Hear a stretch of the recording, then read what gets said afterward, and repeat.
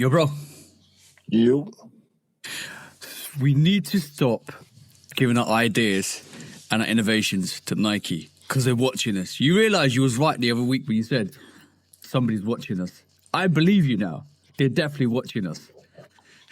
I told you that 4 years ago. Let's go.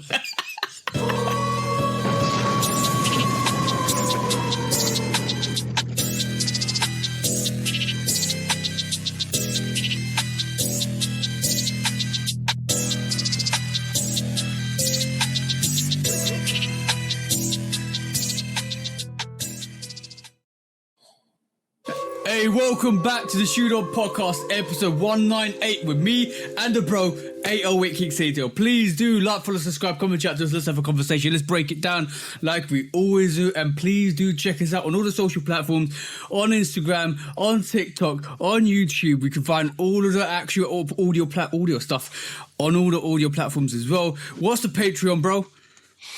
Shoot Dog Pod. And what's the Discord, bro? Shoot Dog Podcast.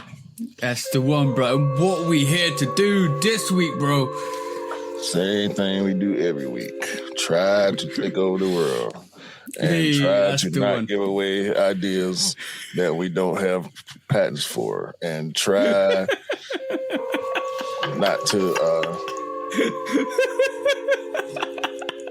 have people not believe us when we say things. Oh, bro, we pulled out receipts this week, bro.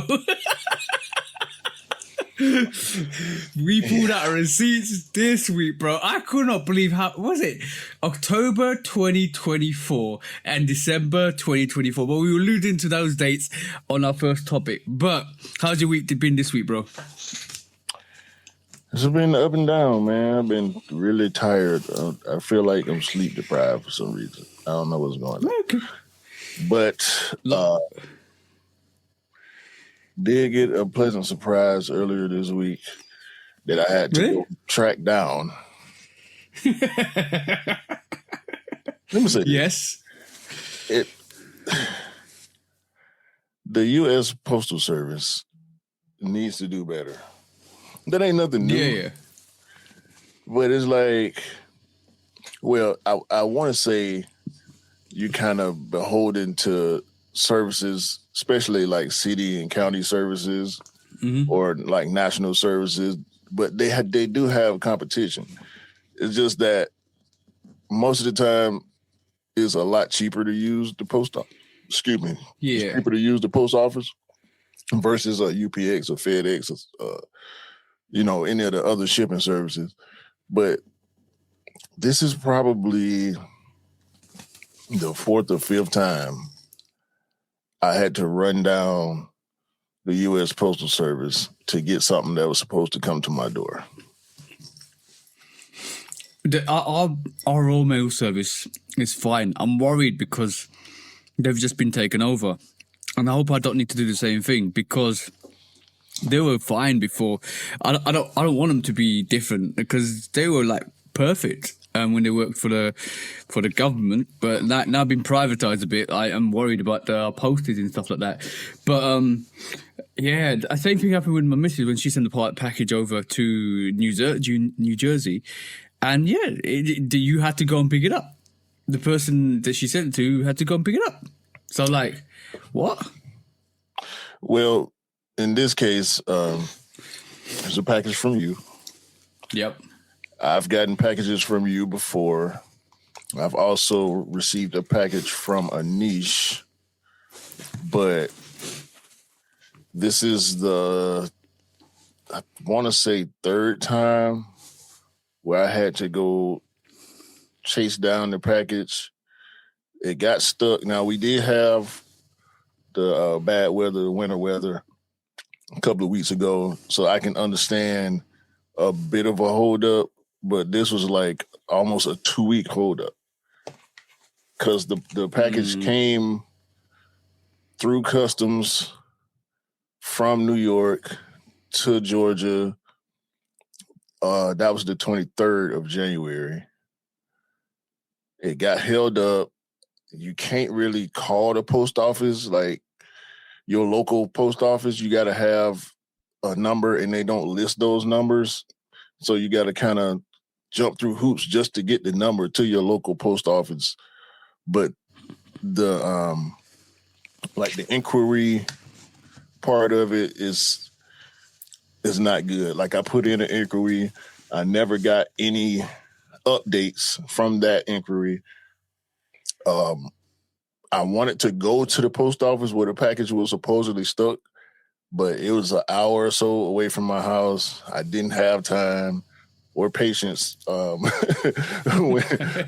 I did have the time, I didn't have the patience to drive that far. That's a long way to drive, though. Like an hour to get a package is a long way to drive. Yeah, and I mean, it would have been worth it, but I tried to go through the proper channels. They got the chat bots online, and when you do that, all they're gonna tell you is send the tracking number, and we'll get back to you, and give you the exact same information that you can find yourself on the website. So it's like defeating the purpose almost to try to dig deeper into it. You either file a case or you got to wait.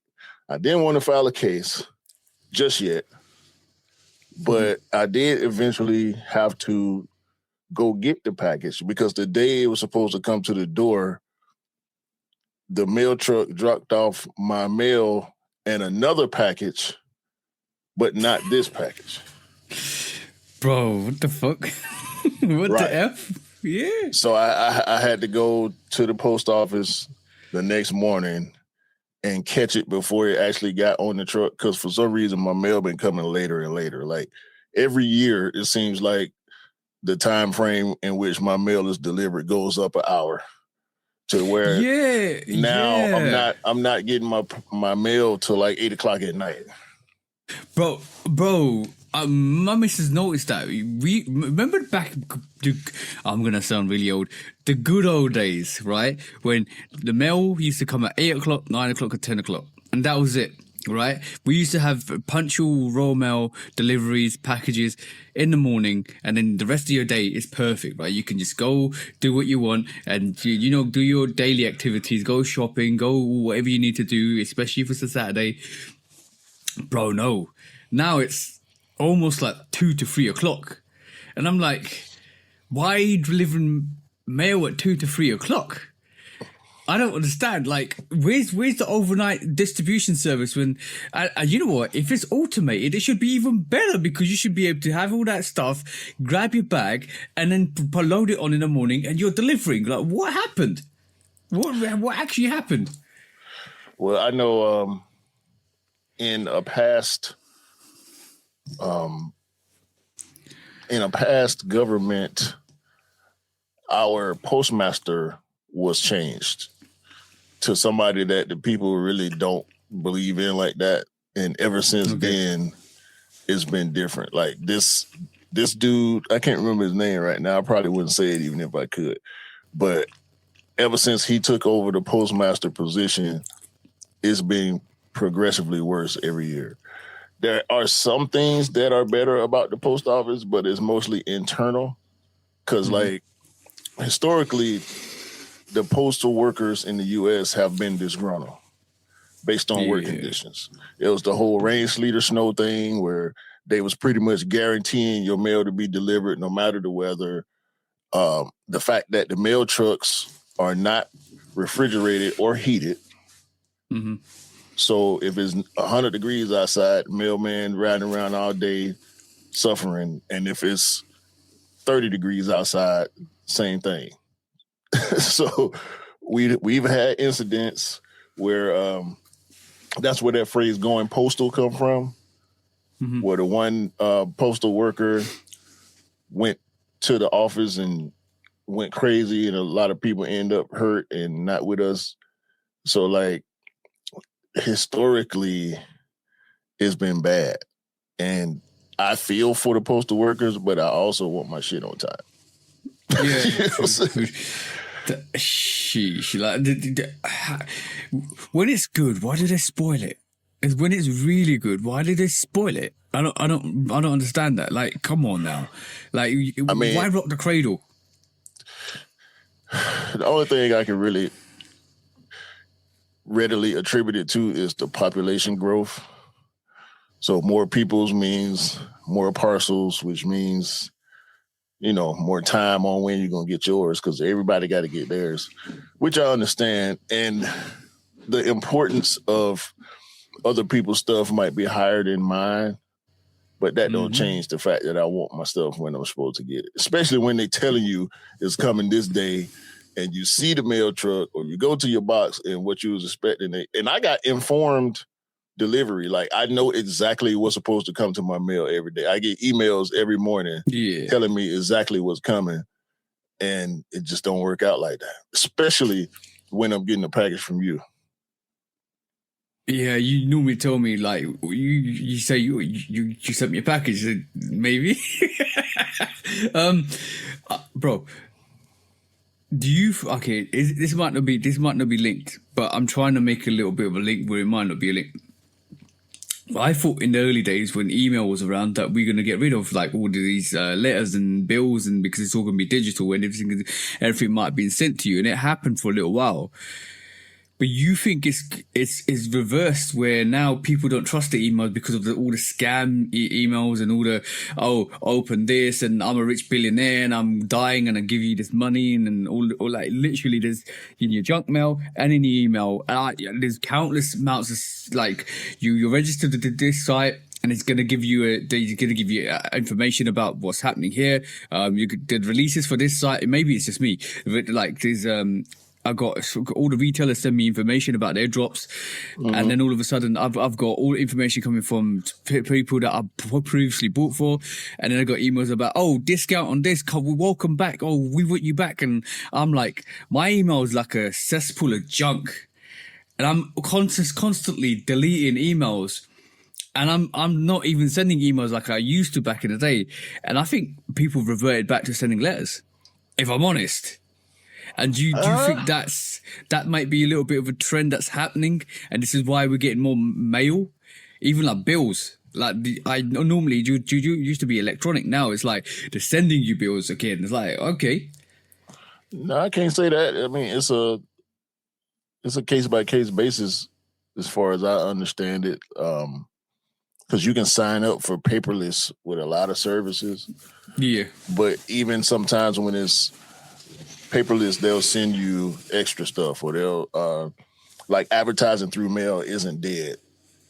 So I still get a lot of advertisements coming through. I get a lot of offers, and like especially when you got good credit, these credit bureaus and credit card companies like to send you pretty much anonymous mail, not anonymous, but unwarranted mail, because they trying to get you to sign up with them and all this kind of stuff.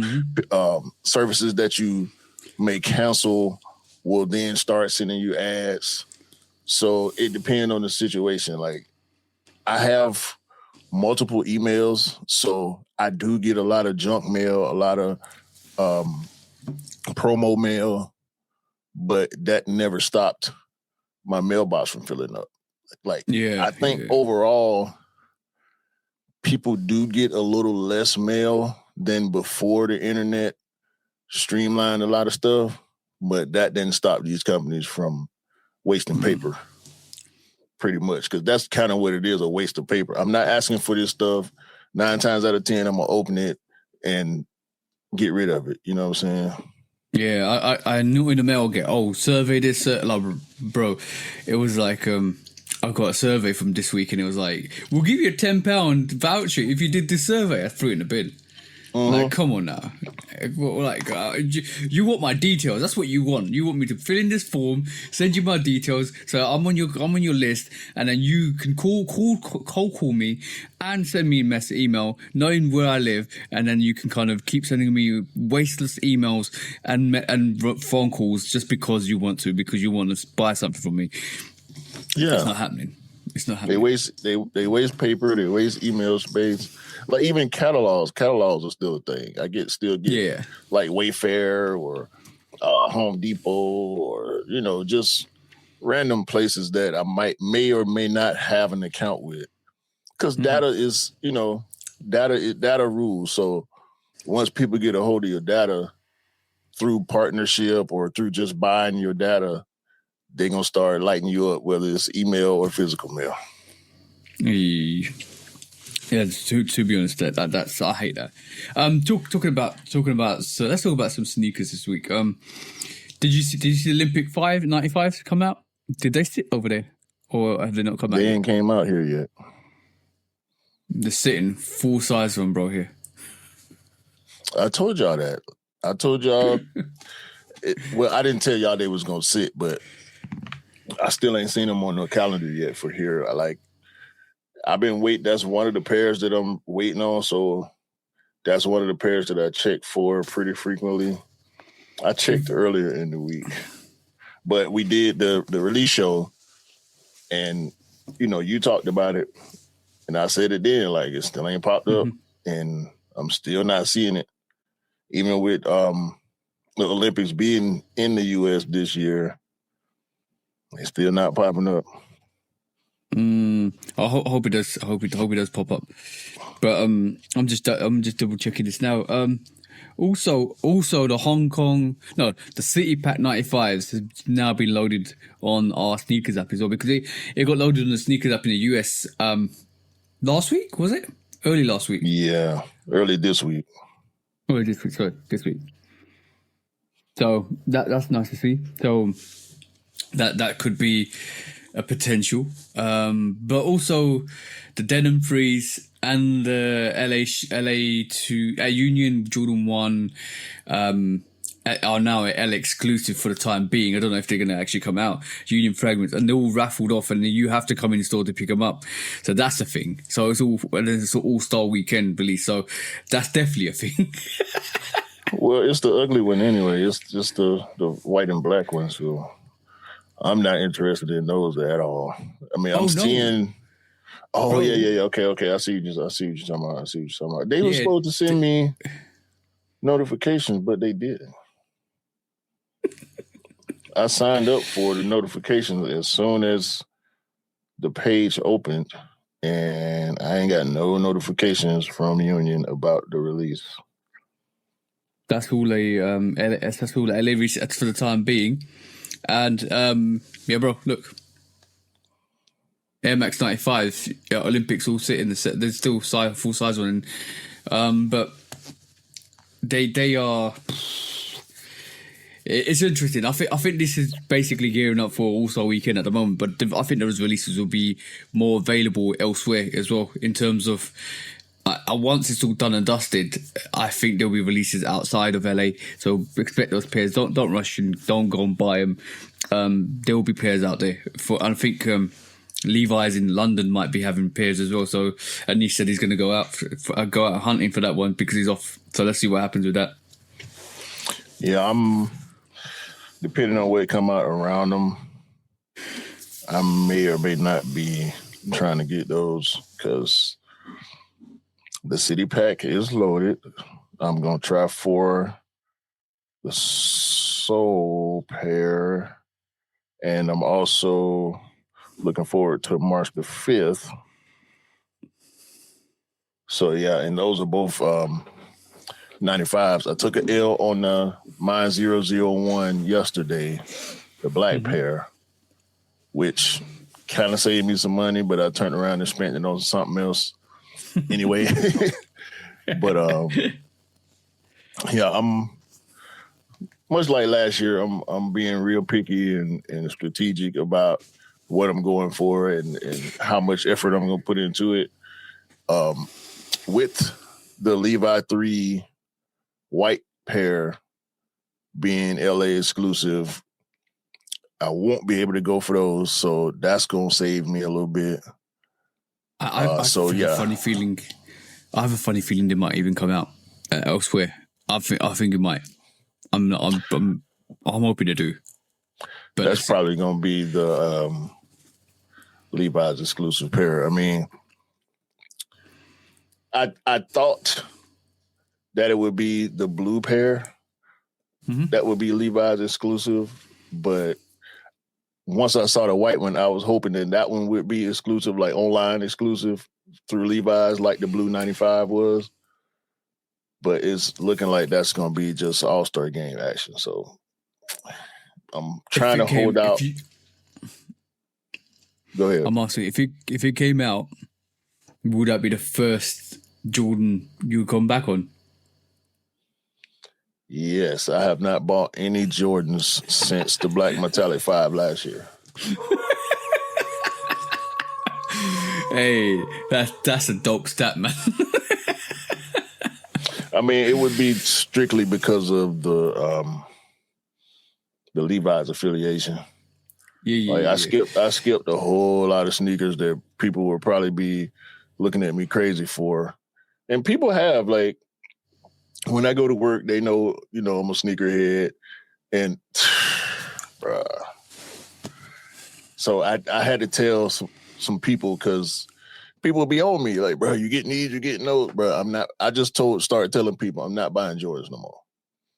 And, I wasn't intending on buying too many J's last year anyway, but they kept dropping 95s that I liked more than whatever the next Jordan release was going to be.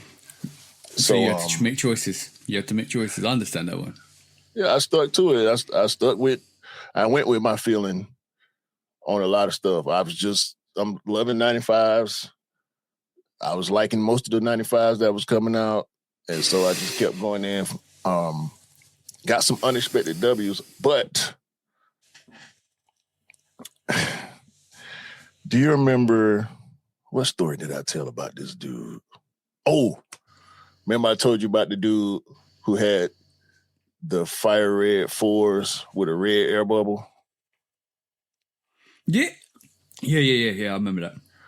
So I didn't have to straighten him out on a bunch of stuff, because I know he didn't had the fire red 4s was fake. He had fake Canary, Fear Gods, Chunky Dunkies, like just a whole bunch of shit that I know the average person ain't getting their hands on. And time after time, he's coming up to me, hey, bro, how much would you sell these for? How much would you sell these for? And it led me to the conclusion that he's not really a sneakerhead. But then you tell me, if you have a lack of information, does that take away from your sneakerhead title? Like, can you consider yourself a sneakerhead if you're not staying up to date with what's going on in sneakers?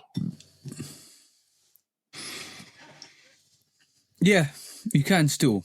You can still be a sneakerhead.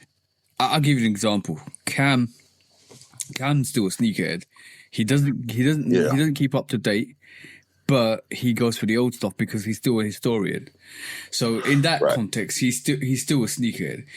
But I put a caveat to that. If you have no intentions of being a sneakerhead or knowing, or you playing ignorant, and you don't want to know, but you just want to know it for the hype of it, and you want to sell it, and you're interested in selling it, then you're not really a sneakerhead. Like your intentions are, your heart's in the wrong place. If your heart's in the wrong place, then I don't think you can be classified as a sneakerhead.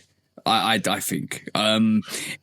It's your I think being a sneakerhead is a special title, and we need to treat it as a special title because it's the passion that you throw to it. Like, you really, really love it to a point when you are actually buying stuff, you're actually learning, and you're actually going back. If you're a historian, if you keep going forward to the releases, if you're passionate, if you talk about it, if you wear it, if you have fits for it, then I think you're a sneakerhead. But if you stand there and say, yo, bro, how much is this worth? Or how much would you sell this for? And you know they're not real pairs. Can you be classified as a sneakerhead when you're only looking at the valuation of a sneaker? Yeah, I get you. And that was my train of thought initially, but I'm starting to switch it up a little bit now after hearing you say that. That's why I started to embrace the title of hype beast once I actually went and found a definition for it. Yeah. I saw multiple definitions on different sources, and it was all saying the same thing, which confirmed to me that we're both actually hype beasts because we keep up with the news, because we know about the collaborators, we know about We know certain information that the casual consumer doesn't know. But this is our job to know because we got a podcast. So in theory, you're right. We are hype beasts and sneakerheads at the same time. We love sneakers to a point we want to keep up with information. We want to bring the information to the public. Well, we were doing that before we started the pod. And that too. That's you, bro. That's the thing. That's what I think separates different levels. One thing that separates different levels of sneakerheads. However, this guy, I'll walk in the office and hey Q, sitting there with a stupid ass grin. You going for the such and such? I know you getting the such and such. I know you getting it. You going in for the, like, bruh, no, I'm not buying no J's. Stop asking me about J's, because that's all he care about is J's and whatever the popular thing is. Like when Dunks was popular, Dunk Lows were popular. Hey, I know you seen the such and such dunk. Hey, I know you, like, bruh, stop. Okay. That's 1,000% hype beast, man. For sure. No. Well, in a different way. Yeah. In a different way. Because he's still ignorant to a lot of things. This motherfucker said to me yesterday, hey, Q, I need a favor. I already know what that means, right? You want me to go in on something for him? This motherfucker said to me, bruh, I know you seen them being sixes. Come on, bro. Come on, bro. Give me a size 13. I need a size 13, bro. I know you got me. And I looked at him. If I had my shades on, I would have had to hit him with the over the top. And like, I said, bro, do you know what being 23 is? He was like, nah, but I'm pretty sure you're finna tell me. I said, bro, being 23 is a limited exclusive series that Jordan Brand does periodically. I said that Ben 6 is only 2,300 pairs worldwide, and they're gonna cost $355.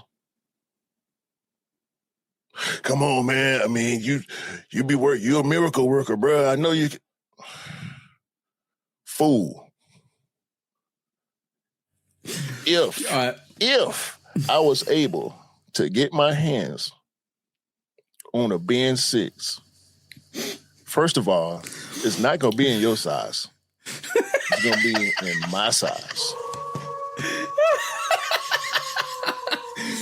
Oh, bro. Second of all, I ain't too sure in my own mind, if I was to get my hands on the Ben 6, that I wouldn't flip it myself. Let alone give it to you for retail. Like, what? No, bro. Like, I don't get. And see, that's why certain sneakers I get on you about, because it's like some of this stuff I don't feel good about buying for somebody and giving it to them for retail, especially if I know they're not going in for themselves.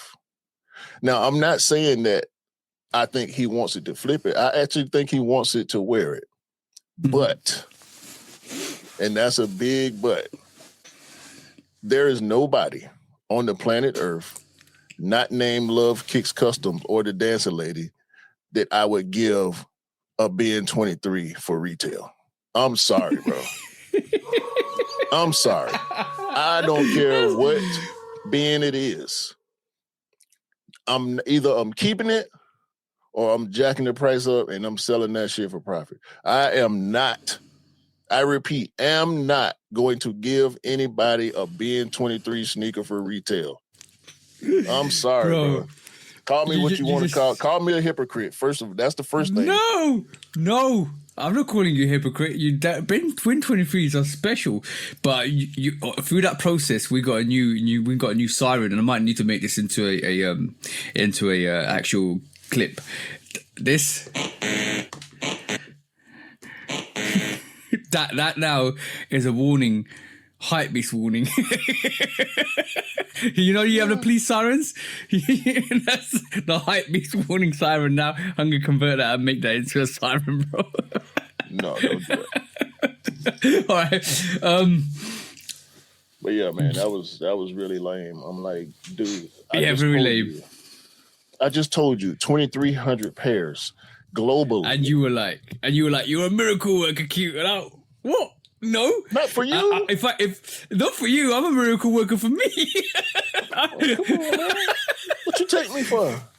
But bro, this is probably gonna get some backlash if this ever gets clipped. Are you a or rep guys, sneakerheads? No, well. You already said it. You can't take it back.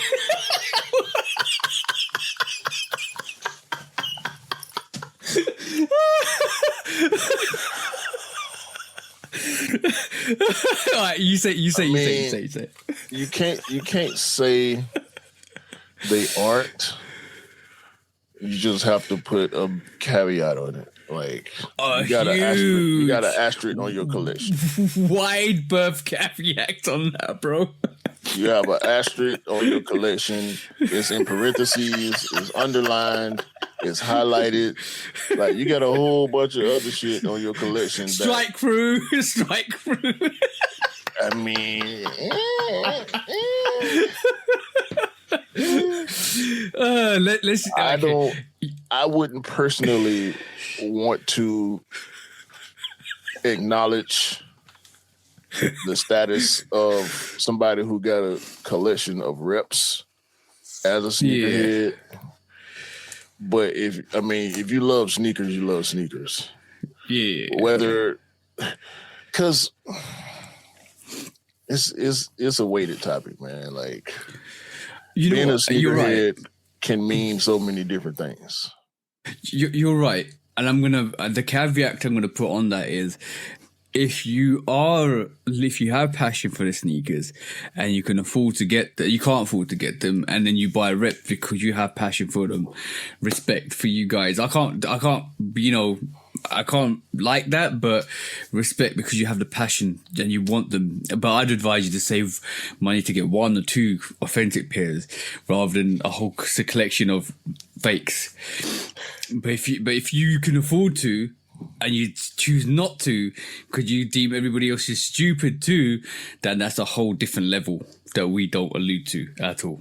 So yeah, because like it don't matter how many pairs you have, it don't matter what said pairs are, whether they collabs or GRs or just a bunch of the same sneaker in different colorways, or how you wear them, whether you beat them and get rid of them, whether you like us, where you like to clean them and keep them and, try to keep them looking new. Or I know real sneakerheads who end up, once they feel like a pair is beat or damaged too badly, they start wearing them to work. Yeah. They're not concerned about cleaning them. So none of that stuff to me can disqualify you or make me look at you funny. But having a collection full of reps is definitely a disqualification for me. Like I can't acknowledge your collection if it's not authentic, no matter if it's Vans, no matter if it's Nikes, Adidas, New Balance, Asics. Like, we give people a lot of shit because we Nike guys, we Jordan guys. But if you only buy Adidas, how can I be mad at you if I only buy Nikes? You know what I'm saying? That's the pot calling the kettle black. So I'm not going that far with it, but reps are reps, bro. And reps are not legit. So by definition, your collection is not legit. Yeah. And legitimacy is a big, big factor to being a sneakerhead. Yeah, exactly. I saying that, I learned my missus' mum loves Puma. It's because we ended up in the Puma store last Saturday, and there was a big, I don't know where it popped up from. It's a new Puma stuff from last Saturday, and it just popped up from nowhere, and we went into it, and I was like, I got to them, we're going to start seeing Anta soon here in the store, like pretty soon in the next year or so. She's like, really? Yeah, the Japanese, not Japanese, the Chinese Anta company is coming through, and they've bought 29. I told them the whole history behind it. They bought 1.8 billion stock and all that stuff, so we're going to see more Anta sneakers in the store. And he goes, probably why we got a new Puma store. Probably why. But it was huge, absolutely huge, man. On Oxford Circus. Nah, that happened before though. The store popped up before the Anta made that deal. Yep. Puma has stores. I've seen Puma stores. They kind of few and far between, and most of the ones I see are outlet stores. But I'm pretty sure they got flagship factory stores or whatever. But yeah, dog, I just. It's a moving conversation, whether you're a sneakerhead or not, and to what level. That's why I wanted to make the scalometer back in the day, because it's levels to it. Dope. And it's important. I think it's important to acknowledge what level you're on, if you care to. Like, I care to, obviously. It's not like I'm going to look at you different. It's just certain conversations I'm not willing to have, like with the guy that I'm talking about. I'm not willing to have so much sneaker conversation with him. When I talk to him, most of the time is me telling him what's going on, or me correcting him on something he said or might think. Yeah, if you have to keep correcting somebody on their sneaker knowledge, then you have to feel like they're not doing their due duty by actually learning, or not. If you're really, really about it, you'd really like do some work about it and learn more about it, and like, I can't understand that. Like, if you really, really want it, you'd go for it. Is he even going for the sneakers? That's the question. I don't know, because I haven't seen him. Because he wears his sneakers to work. Like, he don't have to. He works in the office, so he can get away with wearing some of his pairs to work. But I can't recall seeing him wearing anything recent, because he has a collection already. He's been buying sneakers for years, and he wears a lot of older stuff. But like, he wears the British khaki Travis 6s pretty often. They beat to death. Like, they fresh and clean, so I know, and it ain't like they came out at different times. It's the only time this sneaker ever came out, and his pair is just beat to hell. And I'm like, every time I see him, I'm like, ain't no way I would walk around with my sneakers like that. You know what I'm saying? It feels crazy to me, especially as a sneakerhead, to just bro. I do want to say real quick, it's not like I'm above reproach. Like, I'm open to being corrected and wrong. And, like, I get on here and say stuff wrong, sometimes on purpose, sometimes not. But it ain't like I'm a wealth of knowledge about sneakers. I know what I know, and so when I feel like somebody's pulling my tail, like, no, bro, that ain't no. Just quickly. I went to an event, a sneaker event, and somebody was wearing the olive Travis Scott 6s. Mine are fresh, still fresh. I worn them 2-3 times now, still fresh, clean them in the box. The shade looked wrong, the color looked wrong, beat to hell. I was like, are they real or are they fake? And me and Scott was there. And Scott was like, I think they might be fake, bro. And it was that bad. It was that bad, bro. The thing is, if you have to question somebody's sneaker, do you know they don't care about their sneaker? Like, this is a Jordan 6 Travis Scott olive variation, the one I idolized and paid resale for, and he run that through, and it almost felt like it was a fufu, bro. And I'm like, Is it real or fake? I mean, when it's beat, you can't really tell, and also when it's beat, you kind of got to disqualify it anyway, because how much legit check you gonna want to do on something that's beat like that? I don't want to touch it. With certain people, with this guy, I just don't know. I just don't know. So for the meantime, he's disqualified from certain conversations in my mind. And I feel snobbish saying that and thinking like that, but that's what it is. Yeah, it is what it is. Sometimes you have to be real with it. Before we move on, you was telling me this week. Sorry, not last week. This week. Shout out to In Kicks We Trust. Yeah. So you wanted to say a few words, bro? Yeah, no, they just hit episode 250. Congratulations to the bros on that. Rich, Trev, Kev, Juan, Witness Protection Juan, and Khaby.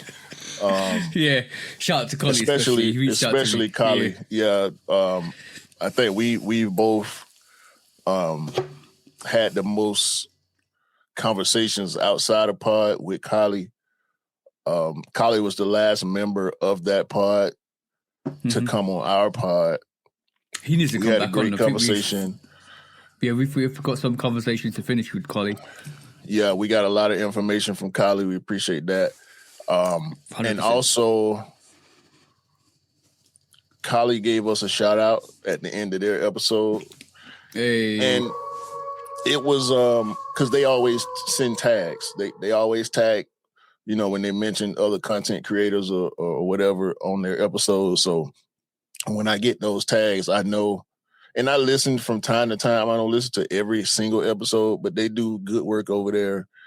Totally different type of pod than we do, because they talk a lot of general sneaker stuff, collector stuff, not so much recent news and whatnot. But yeah, I respect those dudes a whole lot. We coming up on episode 200.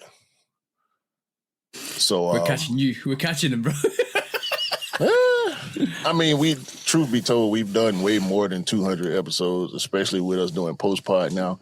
And I think Khaby was the first post-pod we ever did.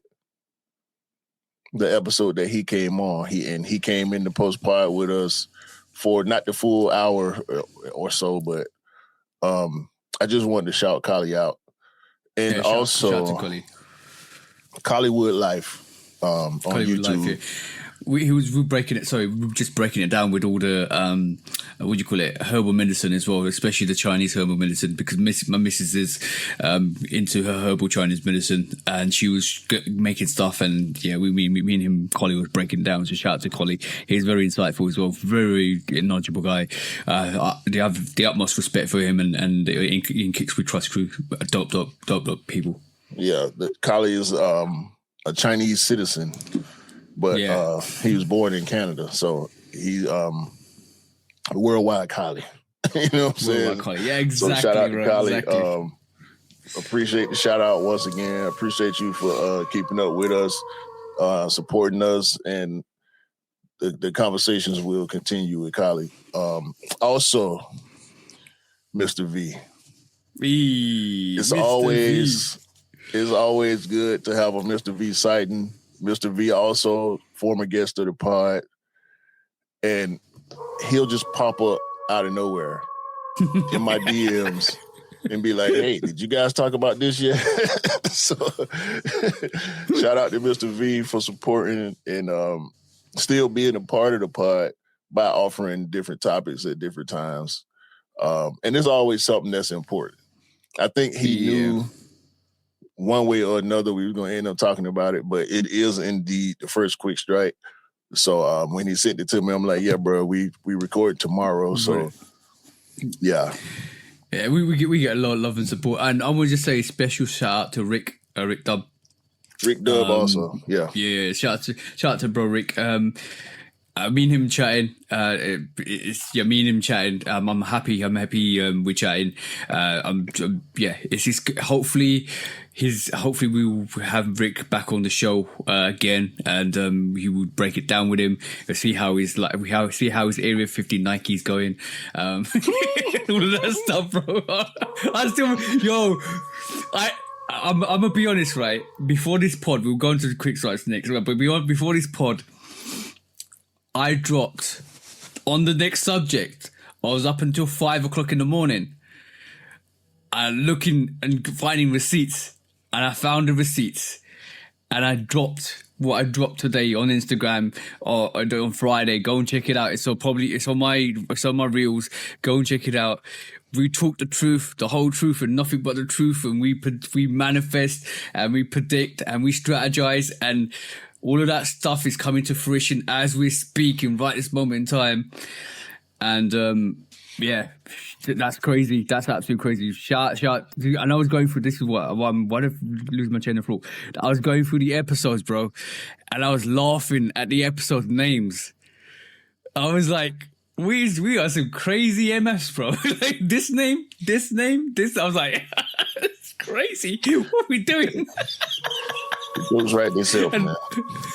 Yeah, exactly. And I saw Area 50 Nike. It's like, yeah, Rick. And I reached out to Rick. Yeah, well, bro, you okay? Yeah, it's fine. It's good. But Rick, if you listen to this, you reach out to us anytime you want, bro. We're always here for you. Always here for you. For sure. All right, so let's do the first quick strike. Yeah. Nike has apparently patented and will introduce in the future a digital authentication fingerprint. Maybe not a physical fingerprint. We don't know what it's going to look like, but reading about it, different information from different outlets, it's not a QR code. It's not something that's going to be on the box or on the tag. It will be physical, invisible to the naked eye, paints and materials embedded somewhere on the pairs that will allow you to identify authentic sneakers from the brands, meaning Nike and Jordan. I want you to say what you got to say. October. All right, go and check. Where's my list? I have it here because I wrote it down 4 o'clock in the morning, like yesterday, last night. Episode 64 reel is coming on Saturday, and there's another prediction that we put together. Me and Q broke it down. Episode 135, which came out the 1st of October 2024. Me and you were having that conversation about how boxes are going, the final boss, how do we stop this? We both came to the conclusion the easiest way to do it was install something hidden in the sneaker, i.e. a microchip, that you can scan and you can trace and you can work out where it came from, how it got there, who brought it, who sold it, the historical log of the sneaker. Episode 140, I reinforced that with you, and we was having that discussion, and we same thing Nike's trying to do, and that was on the 3rd of December 2024. We're talking about a whole year and a bit, and Nike just patented that whole theoretical idea that me and you were talking about a year ago, and haven't even developed it yet. And then they've changed it obviously by embedding it and paints and all. Forget the semantics, forget all this little detailing. The whole idea was traceability of that sneaker to first of all get rid of fake pairs, so you know your pair's legit, and you can buy it off the aftermarket and you can trace it and you know it's a legit pair.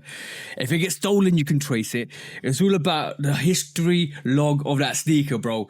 That's what we were talking about in 2024, end of 2024, October, December time. And guess what Nike've done? Exactly what we told them to do. I was about to say, you got some cleaning up to do because we had disagreements every time you brought that up. Because you kept saying microchip. And I kept saying they're not going to do that. I always felt if they went this route, they weren't going to do something that expensive to them. If it was going to be expensive to them, they was going to then pass off that cost to us, which would be a bad thing. Inflation is already high. Tariffs are high. The price of sneakers has changed. Mm-hmm. Your quote-unquote premium high heat Jordans price has gone. The Air Force Ones went up. Dunks went up. The price of everything over $100 pretty much went up years ago. And it continues to go up year after year, kind of like every other year. I remember you always say you remember when Jordan 1s were $135 for y'all. At that time, they were $160 for us. Now Jordan 1s are $190, which used to be the price for a 2 on up. Yeah. Not even 2s, like 3s on up. I think 2s were a little less expensive. But nevertheless, they have implemented or starting to implement some type of identifier, which is not good for the UA community. It is not good for the resale, the dishonest resale community, because there's a difference between a reseller, an honest reseller, and a dishonest reseller. I think it's 3 different categories. A reseller is a reseller, right? But if you out here buying reps, trying to resell those for real authentic sneaker resale prices, you are extra kind of low. Like you are now a full-blown scammer because you out here paying half the retail for reps. He's a skeller. A what? A scammer reseller. Rescaler? Rescaler. Nah, that ain't. I don't like that. I like the way it sounds, but I don't know if I want to say it's too. I think that's a little too vague. But I mean, it's. See, sorry. Don't start. Right. Don't start. Composure. Rescaler.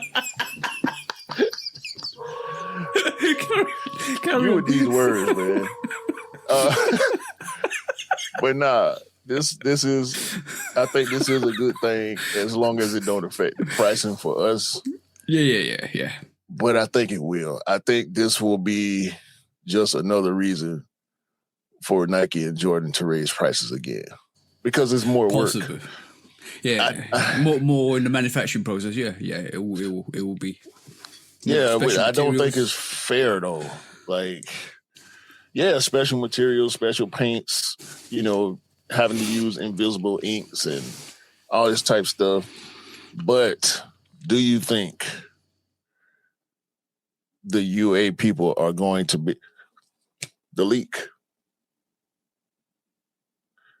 Do you think this information was in that Nike leak? No. It came. I think so. It came out from all of a sudden. Because if it was in the Nike leak,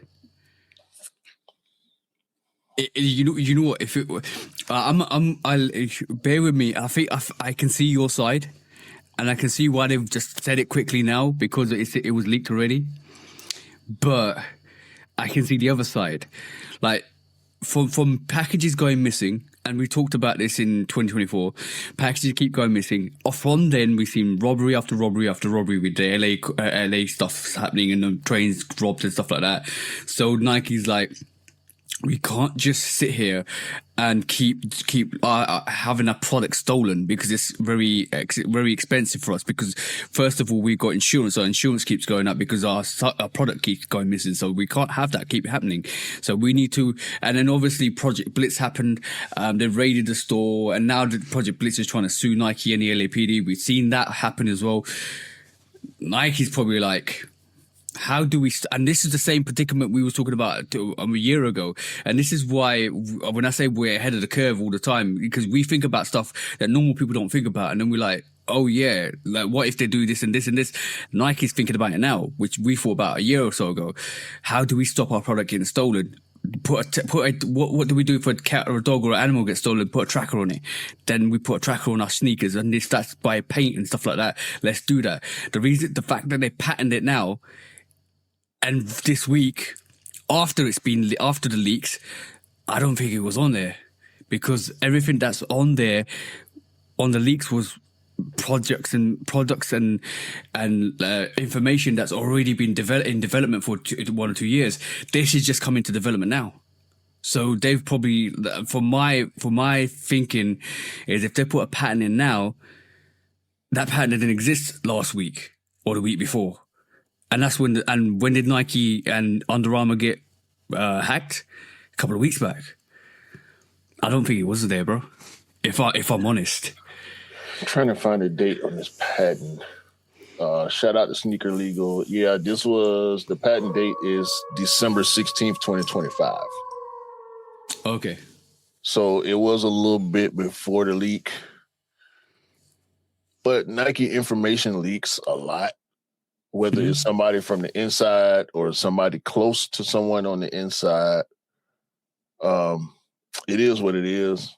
But yeah, I do think this is a good thing. The question is, how exactly will it work? Will we have to do it ourselves? Will it be tied to the sale of the product? And how is that possible? I think more than likely it'll be an app that you'll have to download and register the products yourself. Remember in 2023, in episode 64, which I'm going to drop on Saturday, so by the time you've listened to this, it's already been dropped. I said, Nike's going to sell you a license to verify your sneakers. It's coming. What are you talking about? I said on episode 64. No. Explain what you're saying. They sell you a license. What you mean by that?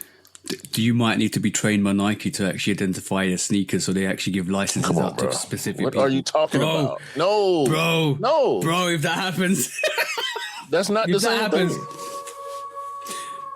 Would they want the public to know how you verify your sneakers, because then it's a public known information, and then the UA people or the fake UA factories will know how to replicate your identification process, and then it beats the purpose. That don't make sense. That's the point of making a patent on a technique. Trying to teach people or sell people lights, that don't make sense. It didn't make sense then, and I don't think it makes sense now. Like, why would Nike open classes? If that's the case, anybody who's interested in doing reps can just go to the class and get licensed, and it'll make the situation worse. True. Very true. That's why they're doing this proprietary thing, to where the products that come from those factories can be identified easily. They're not they're not in the business of overcomplicating shit, because it's gonna cost. True.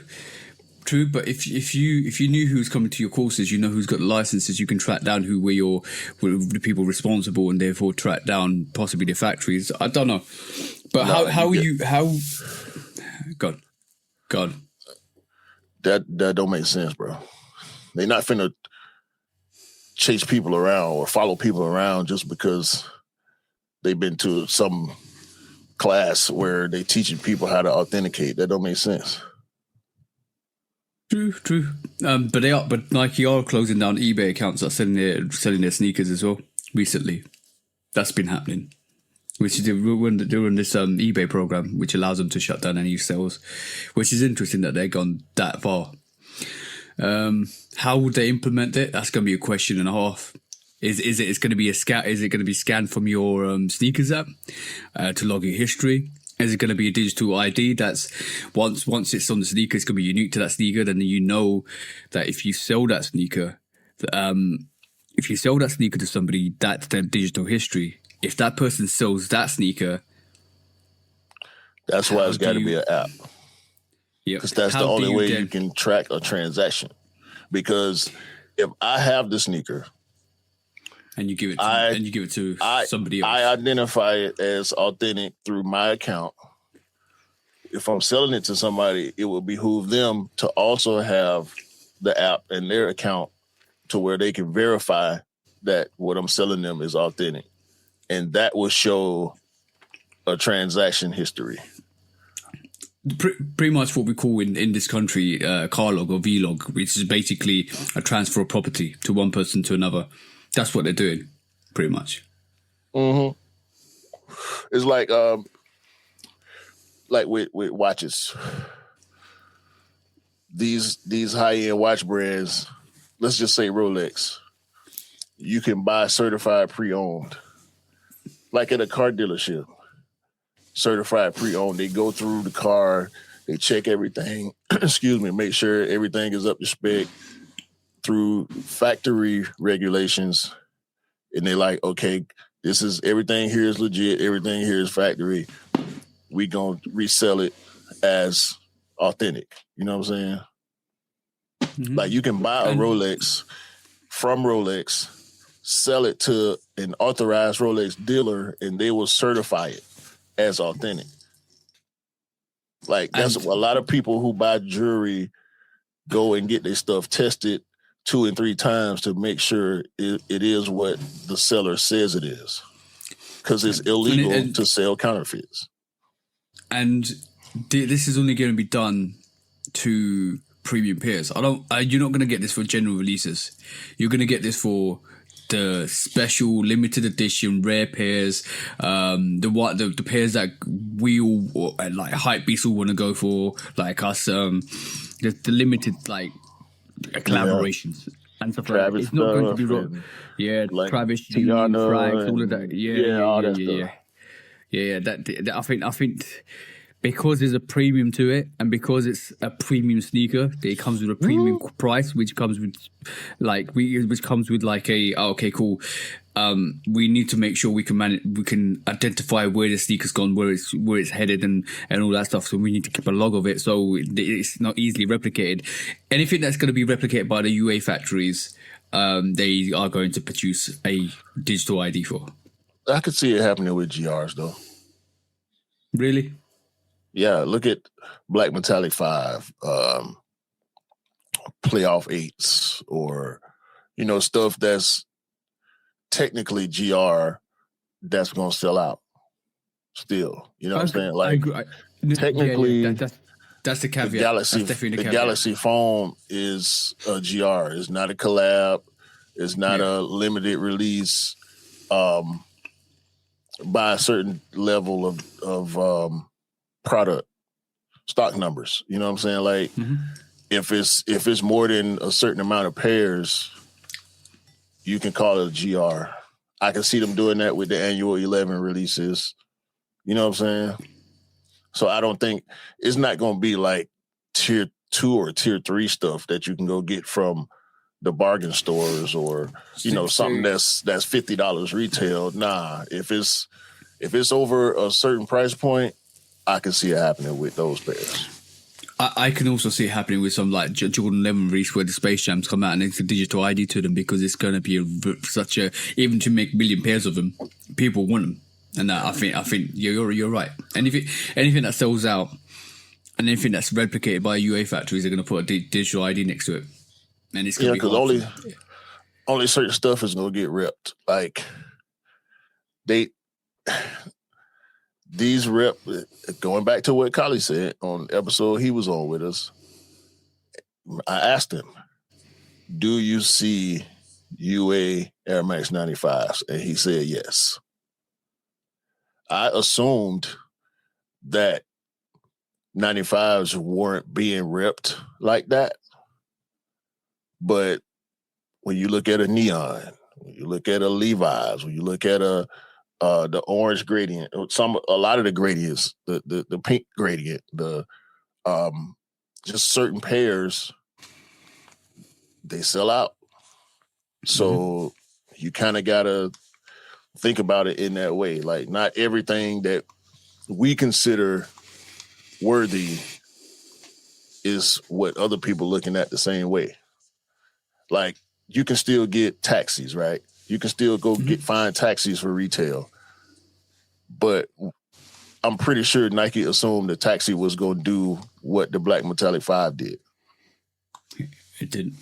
But you can't predict. Yeah. You can't predict the way the market moves. You know what I'm saying?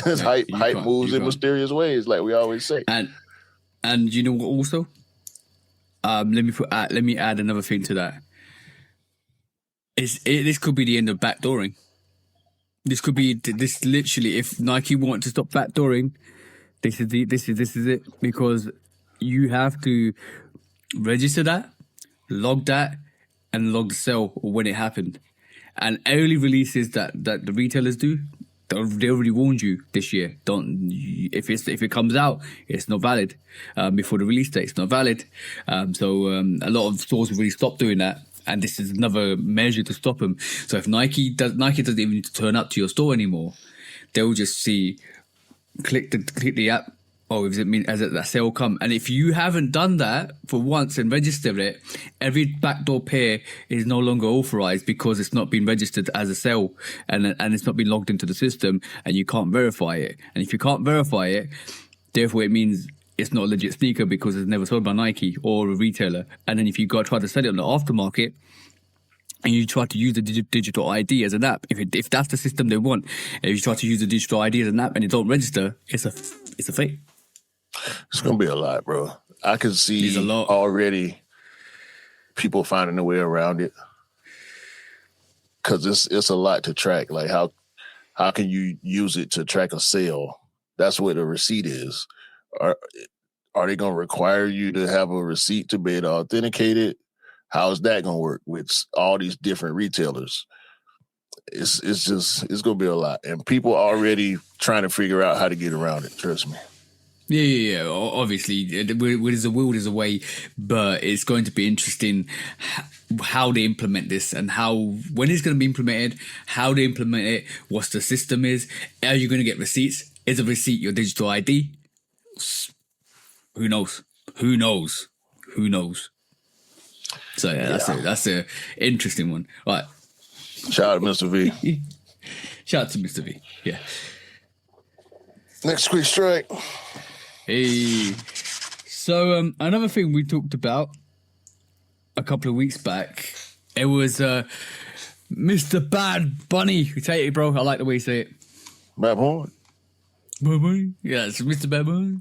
All right, so he has a new sneaker silhouette, and that's for no worries. He's got a new sneaker silhouette, and We saw it coming because the Super Bowl's coming, and it's good to see Bad Bunny get his bowl and Bunny Bow. Is it Bunny Bow one? BadBo. BadBo one. That's the one. My bad. BadBo one. And the first pair released last week, and it was limited to 1,994 pairs to celebrate his birthday, and obviously they're super limited. The brown variation, brown overlays white underneath, and it looked good. I'm gonna be honest, it looked fire, absolute fire. That came out, and then also alongside that, we had a chalk white pair, and it looks a bit different now to the actual pictures that we saw, but it's a chalk white pair that came out, and that's releasing on the 15th of February, one day after Valentine's Day. And then also on top of that, bro, we saw this. This is the Super Bowl interview, pre-Super Bowl interview. He's wearing the BadBo 1.0 with the black underlays and the white overlays, and with the gum outsole.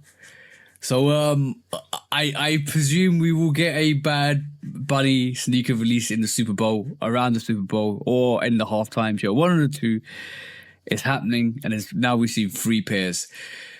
What's your opinion? I think he should do the white and black, or they should do the white and black pair during the Super Bowl, right before or right after the halftime show.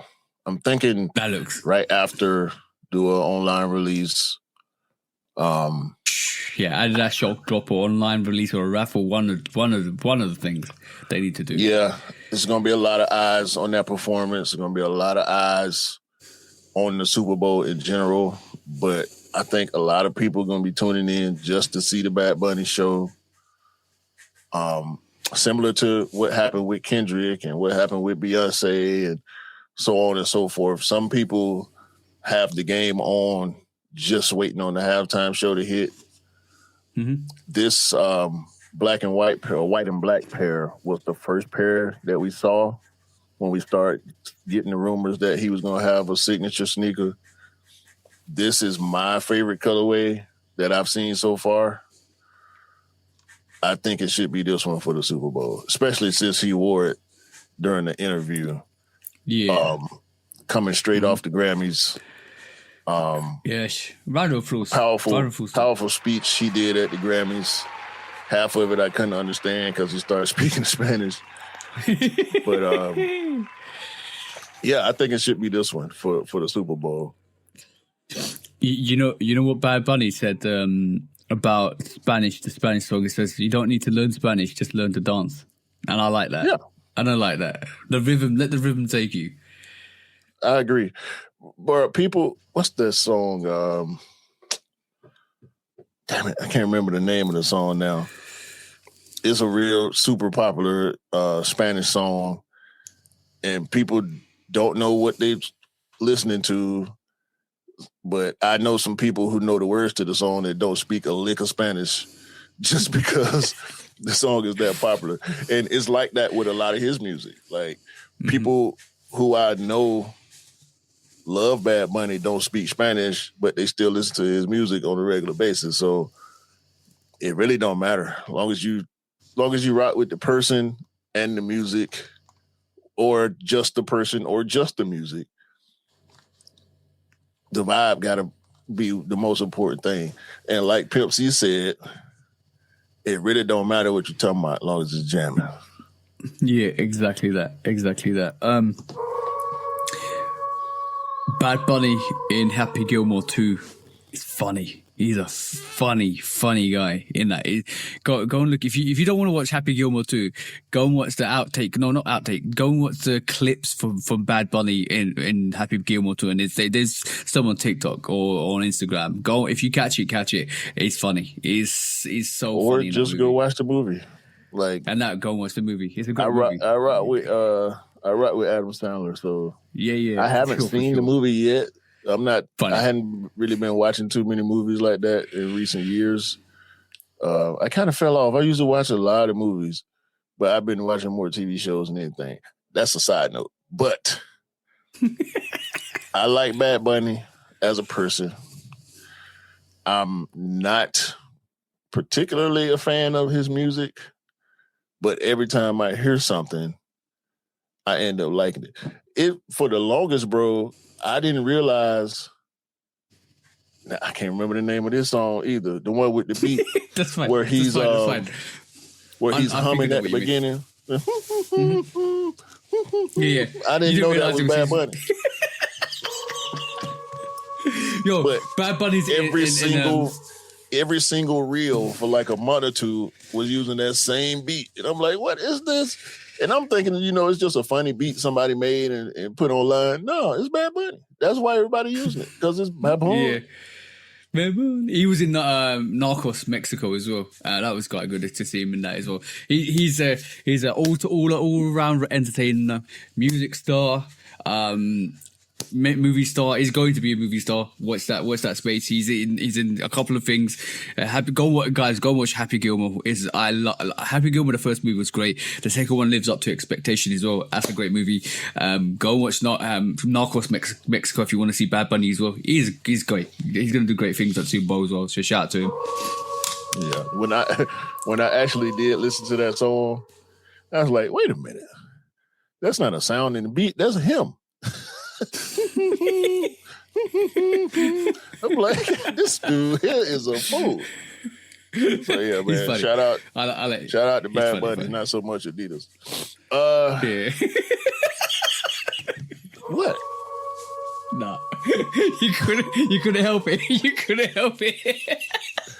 Actually, another thing I was gonna say too, the side of the shoe, I can see the three stripes on it, but the underlay kind of looks like an upside down trefoil a little bit to me. I could be off there in like the design element, like the black panels on this shoe kind of look like the trefoil upside down, like the old school Adidas logo. Oh, okay, I see what you mean. Okay. Yeah, but clearly, you got the three stripes going on too. So I like what happened with the design of this sneaker. It doesn't look like your typical Adidas sneaker, which is probably why I like it more than the average Adidas sneaker. If I'm being honest, Adidas are doing something secretly. Not secretly. With Pharrell, they've done a lot last year. With a lot of other athletes, a lot of collaborators are starting to do stuff as well. And with Bad Bunny having this silhouette as well, it's looking like a dope year for Adidas, however you want to say it. Whatever. Next quick strike. Palace is under fire. Okay. Palace has been accused of using AI designed art on a whole collection that they just dropped or about to drop. No. Oh yeah. No. It's you know what, AI is now a bad word. Oh no. It's like a rude cuss word now, especially when it comes to design and especially design, because it's the practice that matters, bro. Like, it's helpful in a lot of ways and not so much in others. According to Reddit, the artist in question, or the artwork in question, was created by AI artist Steven Basement in 2025. And it was exposed on X or Twitter when Palace posted the very same graphic on a jacket, on a button-up shirt, a football or soccer kit, and face mask or hood, hats. It's a whole Gore-Tex line that they dropping that feature this demon hound looking image. They calling it K9. Yeah.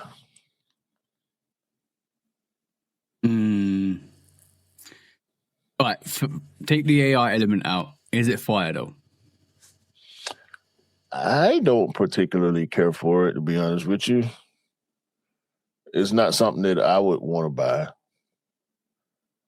But I think people like it. Like, when I read the comments, I'm seeing some people not caring so much. But I also see a lot of people dragging Palace through the mud. It's do they give recognition to the original artist? Because with AI, it's hard to give recognition to the original artist because you don't know where the art form comes from. So that's number one. Number two is, did they know that this is AI? I'm having a problem with the term AI artist, for one. Mm-hmm. Like, What's an AI artist? You just type in prompts. Mm-hmm. It's not really we artists. know what prompts do. We know what these AI apps and services do. They go find references and recreate them.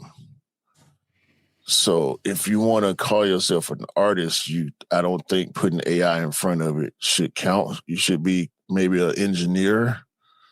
Yeah.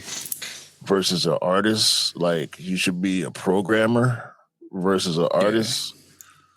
Because you're not physically creating whatever art you're presenting. Mm-hmm. I've done AI images before. It's all a reference from something else. You've done AI images before. Yep. We know when you're writing these prompts, you have to give it specific references. Make it look like this type of art or that type of art. Make it look like this person made it. Make it look like this thing that this artist produced. Yeah, if you're a master prompter, then you can produce anything you wanted. So it's the skill and ability of the person to actually dictate what they wanted to, and that's the problem with it, because basically what you vision, AI will give you something 10 times better if you are mastering at it. See what I'm saying? And it might exceed your expectation. But the problem is, if you're not good at it, then you might not get the results you wanted, and you're stuck in a loop where you're like, all right, cool. I want it to look this way, but it's not looking this way. I need to change. So it depends on the skill of the person, the AI, the prompter. So being a master prompter will probably give you the results and exceed the results you wanted. See what I'm saying? So that is a skill in itself. But yeah, like you're saying, AI takes reference. It scours the whole system and gives you a reference of what you want, and actually takes bits and pieces from everywhere. And how you dilute that, and how it's like sampling a song. When you sample a song, and you're referencing a song, and you change the tempo, you change the frequency, you make it something different for your song, but that's still a reference to the song that you use. So you have to pay royalties to that. And if you have to pay royalties to that, then there should be the same thing with AI. If AI uses artwork from somebody else and references it from somebody else, then you need to have royalties go back to that person who the artist was, because then it defeats the system, because you're stealing. And this is the whole thing with AI is it's a form of legal theft, because everybody's doing it. Yeah, it's the same thing as sampling. Exact same thing as sampling. It's the one comment that I'm going to read that I really, really agree with. AI as a design tool will actively hurt fashion as a whole. Designers will stop being paid. People aren't going to start coming up with new ideas to feed these algorithms. People aren't going to start coming up with new ideas to feed these algorithms. That's the most important phrase in this whole comment. And what was people the, are what was not, the song? huh? What was it? Because what was this? What do especially Nas's lyrics? I remember, not ideas original. That basically he said that years ago about music, because everything's sampled from something, and is all sampled from the original context of something, and that might be sampled from something else, and no idea is original, because right this moment in time we're rehashing everything right this moment in time, because even I'm gonna be honest, right? I understand why you don't watch movies no more. I understand why you've gone off that. Because unless an original concept idea comes out that's original and true form, it's all rehash, bro. It's like a rehash from a rehash, and they've gone back. Why do we get movies that came out 20 years ago being rehashed now? And they try to even the classics that we have getting rehashed to the modern day era. We're getting He-Man, bro, like Master of the Universe. I remember Master of the Universe with Dolph Lundgren. Why are we getting that back? So like, there's not no ideas original, and AI delves into that massively because now no idea is original because it's all hashed from something else and remade. So the uniqueness of coming up with a fresh idea sometimes somehow has been lost, and I agree with that comment 100%. Yeah, I don't like people like.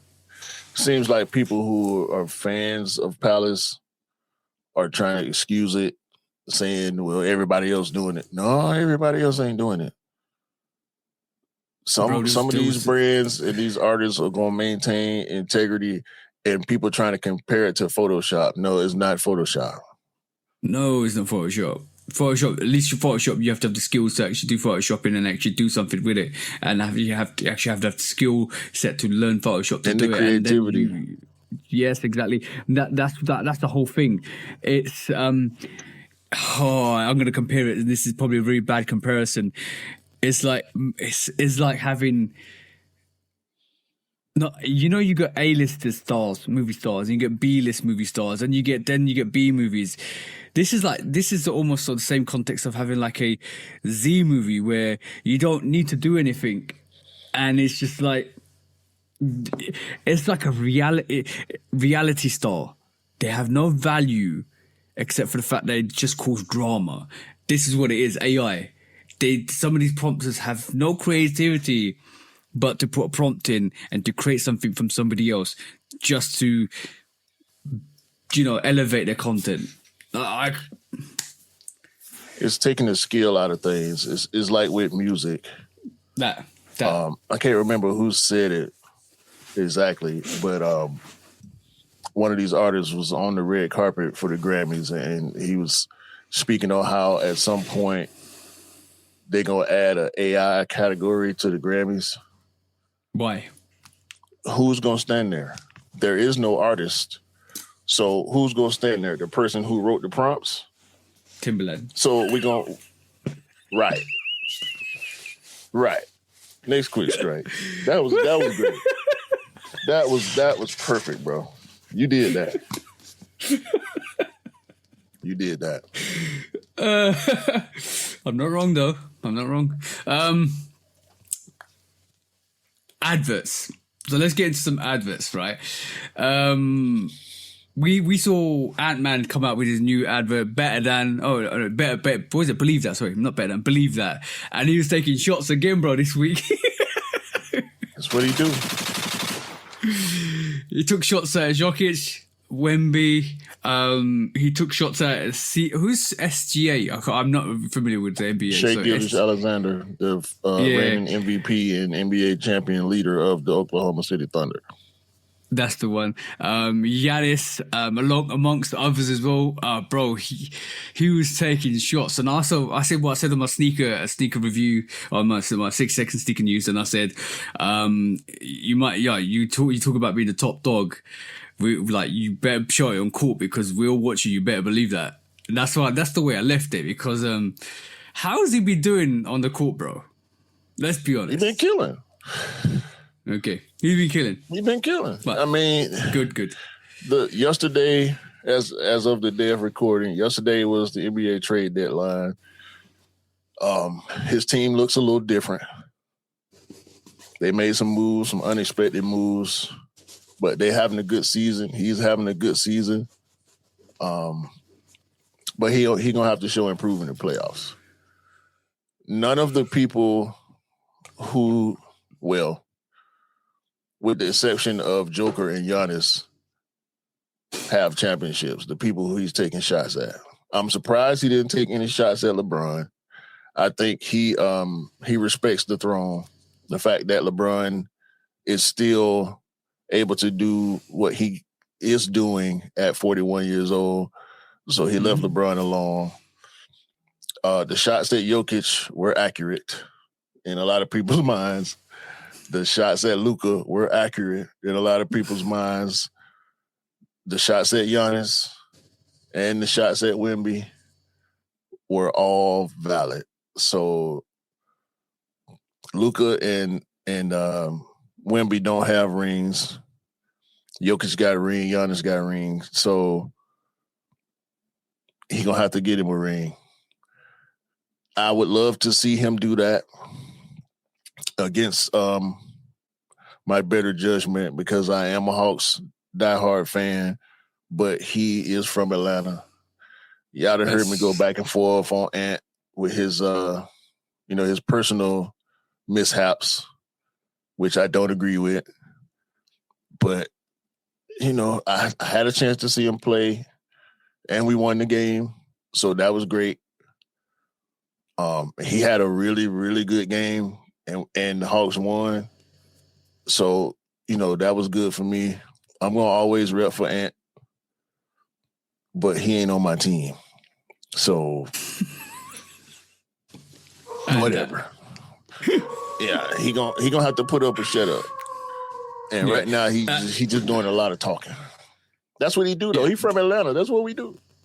I don't know. If he needs to win a ring, he needs to win a championship ring, and then the adverts will be better for him if he win a ring, bro. Yeah. Oh my God, he ain't gonna never shut up, man. But he's your guy. He's your Atlanta guy. He ain't gonna. All right, cool. I'm telling you right now, Atlanta people with W's, you cannot shut us up, bro. Impossible. Okie dokie. And this is not the only advert, because we're moving on. Shout out to Ant-Man. I kind of dug at him on the 60-second sneaker news. By the way, how you finding the 60-second sneaker news? Your honest opinion? Just as good as ever, if not better. Okay, good. Okay, cool. I've got all everything sorted out properly, which is great.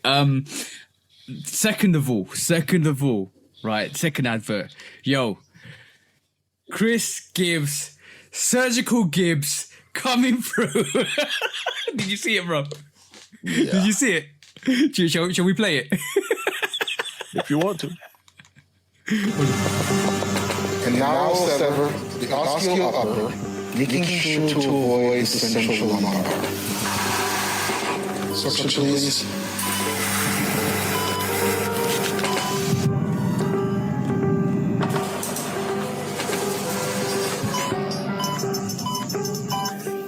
And severance complete.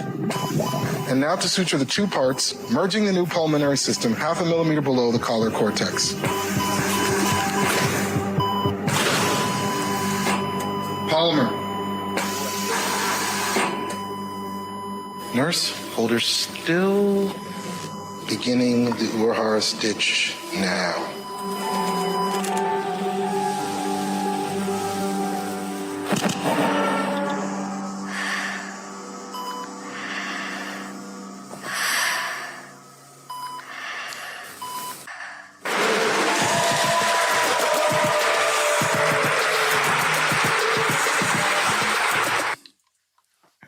What do you think, bro?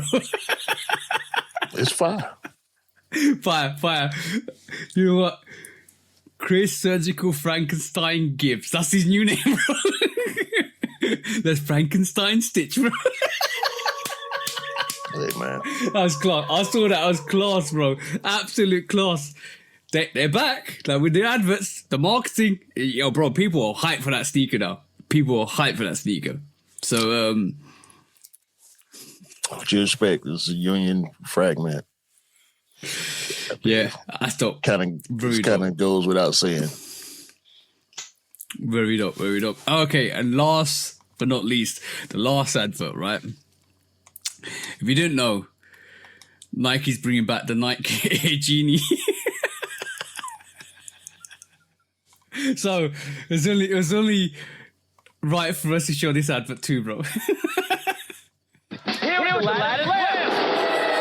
I am the genie on the lamp. I'm granting you just one wish. Which I wish for. You know? $1 million? Nah, tax problem. A new arm? Can't drive. They got it.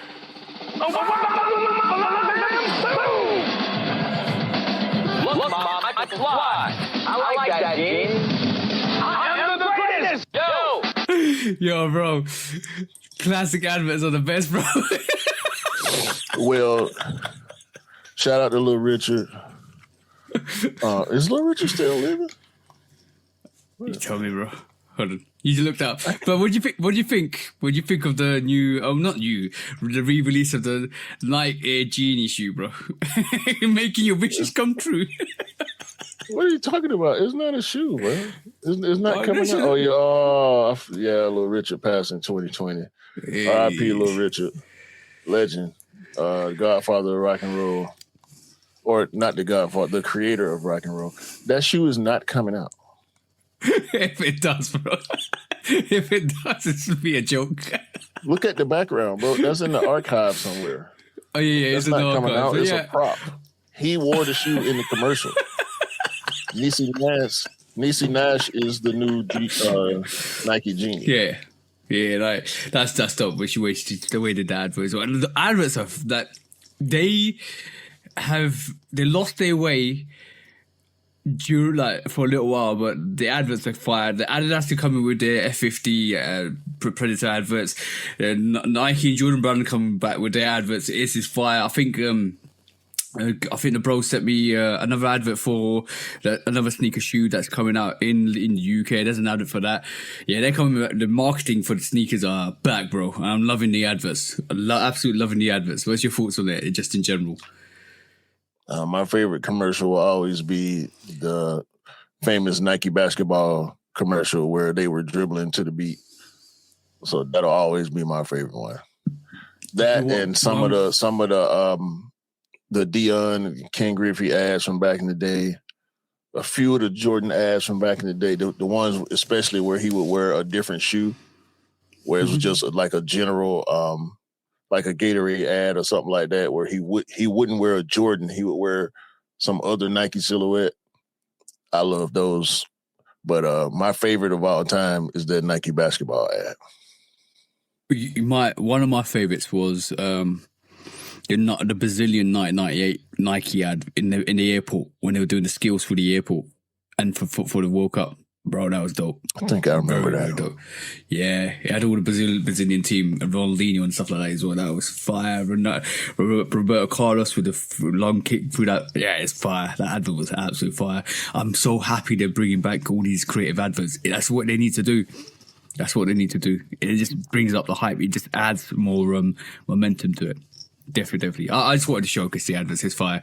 Chris Surgical Gibbs, obviously Ant-Man Edwards with his Believe That, and yeah, the little nostalgia there with the Nike Air Genie. That was it, bro. Yeah, shout out to Niecy Nash. Next quick strike. Quickly, I think this is more really a discount than an actual quick strike because I don't have much conversation for this. Plus, we're running out of time. The one sneaker that was being shown and touted as a Halloween Jordan 5, it was wrong.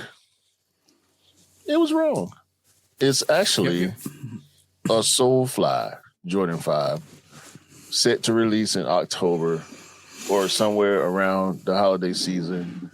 All black, orangish red highlights, green Jumpman, milky bottom. This looks like what people were saying is going to be a Halloween sneaker, but come to find out it's actually a Solefly sneaker. Solefly. But that's what you get for when you pre-gun anything, because you look at the colorway and you look at you know what actually happened. They looked at the colorway, saw it had orange on it, so it was black, maybe had green on it because of Solefly. And Solefly is especially when you saw Solefly freeze this year. And then it's coming out in October and thought, oh yeah, it's a Halloween sneaker. That's what happened. Solefly sneakers traditionally have orange. So yeah, I don't know what to say, bro. Like and this is still a mock-up, but I'm quicker to believe that this is an actual sneaker coming from Solefly versus a Halloween Jordan 5. Not that a Halloween Jordan 5 is like out of the question, but I would rather see a Solefly 5 than a Halloween 5. I believe that. I believe that. This is why we always said this, and this is why I'm reluctant to do the 60-second drops now, because I took your critique, and I weighed back on it, and I'm just have to rethink how I'm going to do it if I'm going to do it. But that's whole context of I'm gonna do a mock up. And with the mock-up, I'm basically going to say it's going to be this and this. No. And this is what's very deluded with the whole thing is when you do mock-ups like that and you show it and you showcase it and all of a sudden it's not what it looks like. And now we know it's not, to be honest, there's brought a bit more hype behind it because it's a Solefly. But because it's not what we expected it and now it's something different, everybody just goes, sometimes. That happens. So this is why we told you, don't believe the hype, don't believe the mock-up, just see what the product looks like, and then let's do it. Yeah, the main reason why I like to have early information is so I can decide, which direction I want to move in as far as making a purchase. But I'm really, I say it all the time, and I'm going to keep saying it. I really, really hate mock-ups. Because it gives you a false sense of satisfaction. It may look like that, it may not. Most of the time, it don't. Until right before the release, and people start getting official pictures, and then all of a sudden, the mock-up looks more like the actual release. So yeah, I'm not rolling. I'm glad to have the information that is coming, because I probably will want to go in for this. But we'll see. I'm gonna try and shout at Solefly again and say, please bring it to the UK this time, or Europe this time as well, because I'm being selfish. But yeah, let's see what happens with that. Yeah, if it's actually coming. They like my last post. They was like, thank you very much. I said, we appreciate you here. He goes, we appreciate you too. Come on, Solefly, just bring them to the... I'm not even telling me, don't send me a pair. Just release them over here. I'll be happy if you release them over here. Yeah, I'm with you.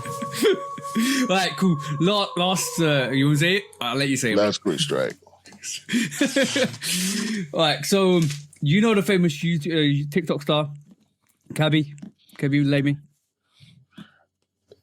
No, I don't. The guy just... I know who he is. Yeah. There's a guy who just does that when he basically takes stupid situations and says this is the easy way to do it. Has never talked at all. He just goes like that, and that's and he's made a business of it. Like shout out to him for one to make a business of it, and sold his company for like nearly $900 million. He didn't sell the company. He made a deal.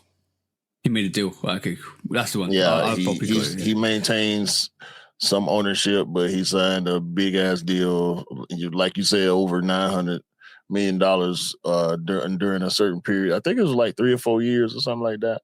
Yeah. So he's pretty much licensing himself and his content out to other companies.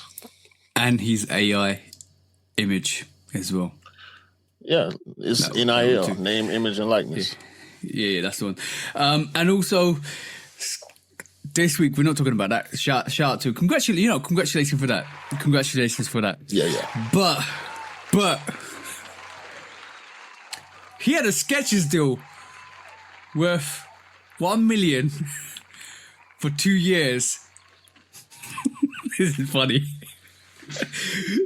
And Skechers are now taking him to arbitration because he broke the contract and agreements. I'm going to put this up because it's there. He broke it. I would have did it too.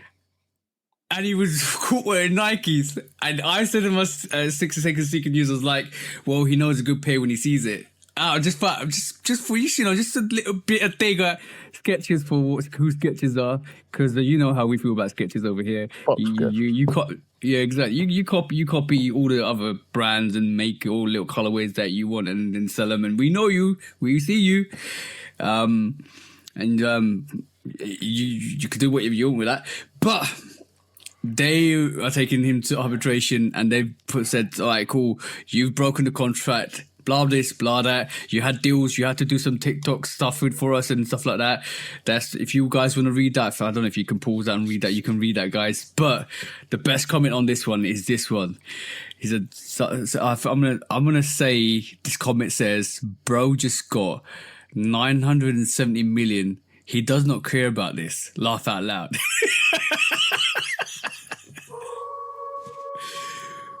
Bro, what Skechers gonna do?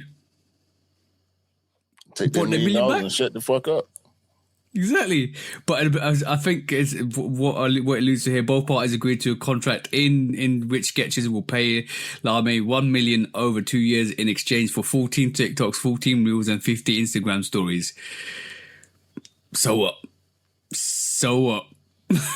Bro, this is the same company that's buying stock images or taking stock images of people and not doing NIL deals with them. So the man want to wear better sneakers than what y'all make, because outside of the orthopedic shit and work shoes, ain't nobody trying to wear Skechers to be cool. Ain't nobody buying them fucking MBs or I can't remember who's the other NBA player signed with Skechers. I think it's a few NFL players signed with Skechers too. I can get it more for an NFL player because on average they make less money than a lot of professional athletes. There may be a WNBA player or two signed to Skechers. That's it. Nobody cares, bro. Skechers is not cool. Whatever he did for Skechers wasn't going to be able to make them cool as a company. Like, if you wear Skechers, God bless you. You can wear what you want to wear. It's your money, spend it how you feel. But as far as this sneaker space is concerned, and as far as cultural equity and stuff like that, nobody gives a fuck about Skechers. And neither does Khaby. That's why as soon as he got that money, he put some Nikes on. He probably wanted to break the deal. I mean, I don't know if, I'm pretty sure there was a way where he could have got his lawyers to negotiate a way out of the deal.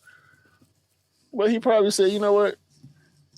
If I'm going to have to pay something back or forfeit something, okay, fuck it. Keep y'all money. Y'all are Skechers. Y'all need every goddamn dime y'all can get your hands on. The celebrities that y'all sign and pay to do these ads are not moving the needle culturally. Period. So it would behoove him to be out of this Skechers deal so he can move on to something more lucrative, like he already had. It'd be really funny if Nike give him a deal now. I wouldn't be surprised. I would not be surprised. Just to be spiteful. That's not spiteful. That's good business. He's a big star. I mean, I don't know what reasoning they would have or what reasoning he would have. I can see Skechers saying, hey, look at this guy on TikTok. He's killing it. He's the number one TikToker in the world. And he's wearing our shoes. If I was him, I wouldn't have took that deal. But I don't know his pockets. I don't know his situation. So $500,000 a year for 2 years to make 28 video reels and 50 posts, that probably ain't shit to him. In 2 years to make 14 this, 14 that, and 50 posts, that's nothing to somebody who's online every day creating content. He could have done that in a year. He could have did it all in a couple of weeks and put it out over time if he wanted to. I don't know.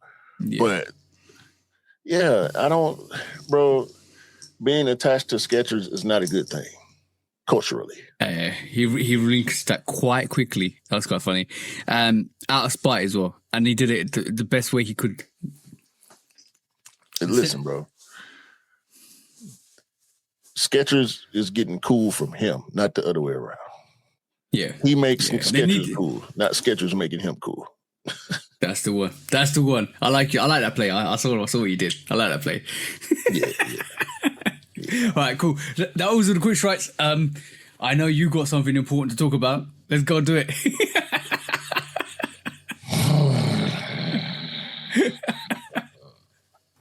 resale is too high. Damn resellers. Order.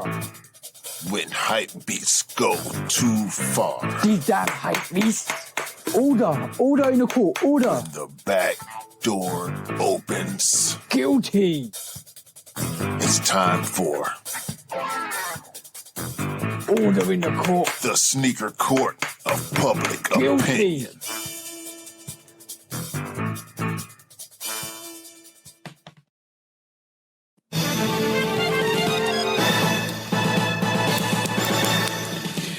Guilty! Welcome back to Sneaker Court Public Opinion with me, Judge Public Opinion, and executioner this week.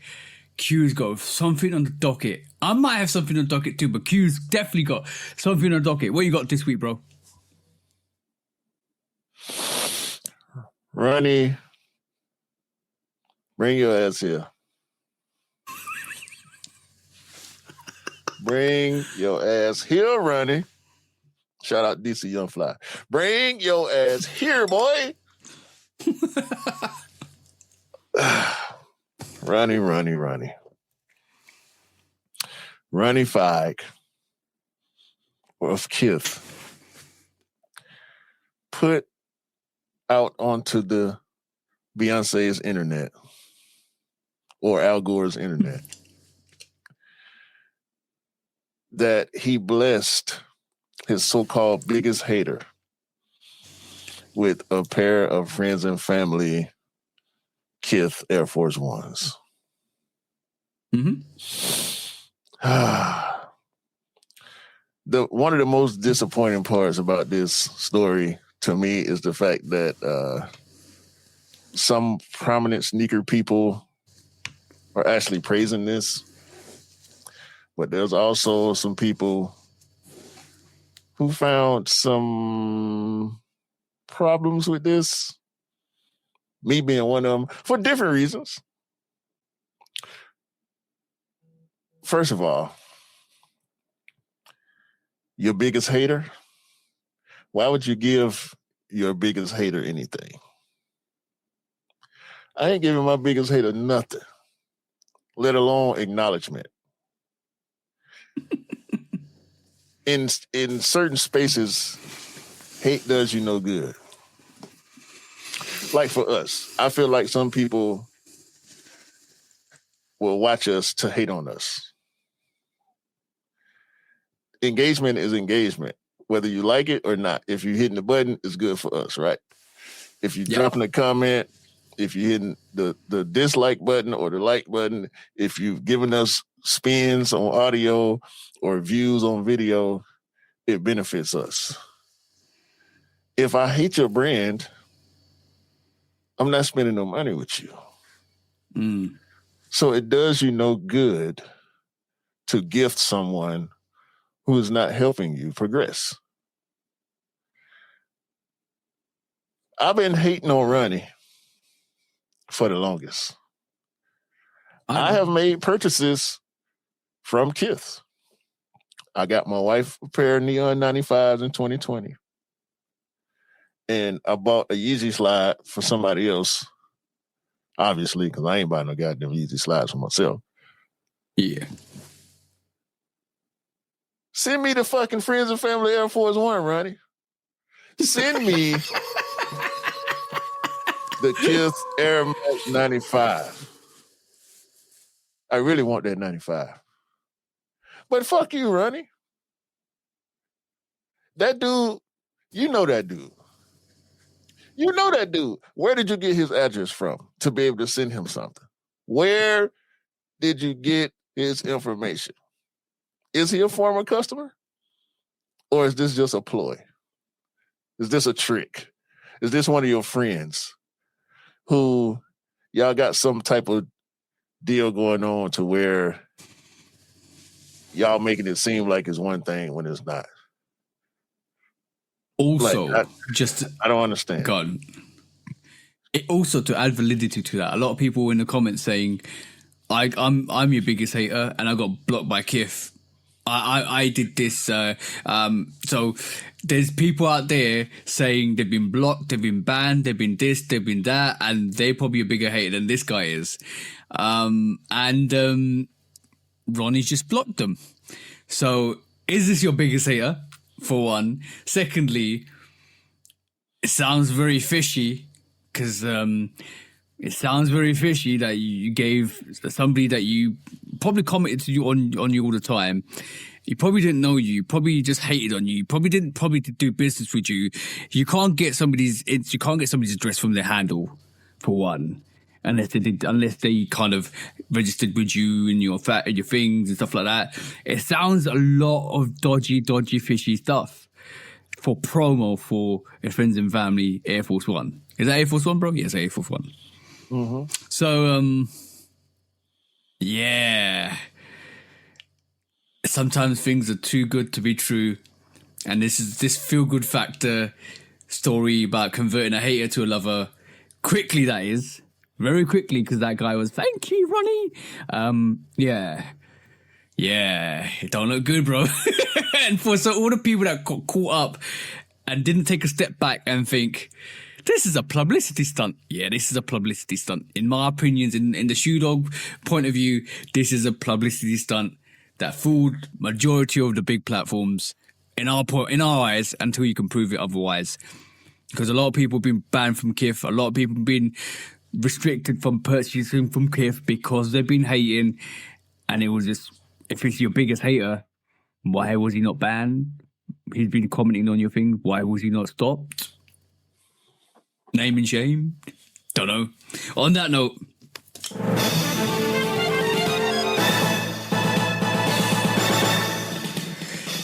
guilty, Ronnie. You might have bluffed a lot of people, but we're more clever than that. We see through the smokes and mirrors. Anything else you want to say, bro? Fuck you, Ronnie. Send me some 95. All right, last quick one.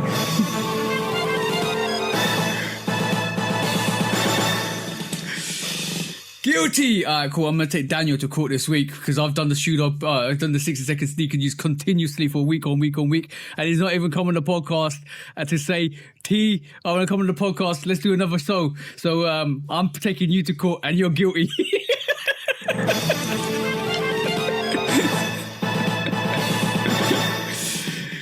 Guilty. You're guilty until you come back on the podcast and have another show with us. Is that right, bro?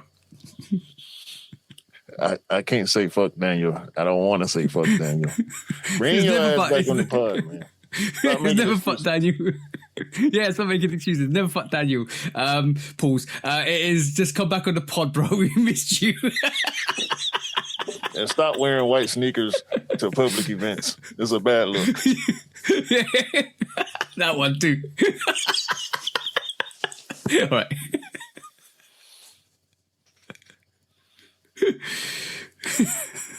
Fuck you, Ronnie.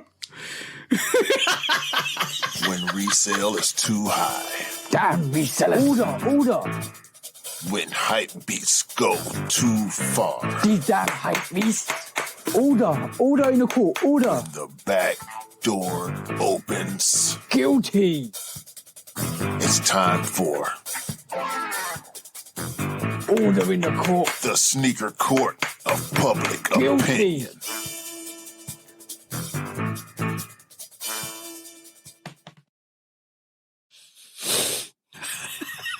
I had to say it one more time for good measure. I almost want to name this episode Fuck Ronnie Fike. All right, cool. Let's get into some discounts quickly. If we got 2 minutes or so, go on.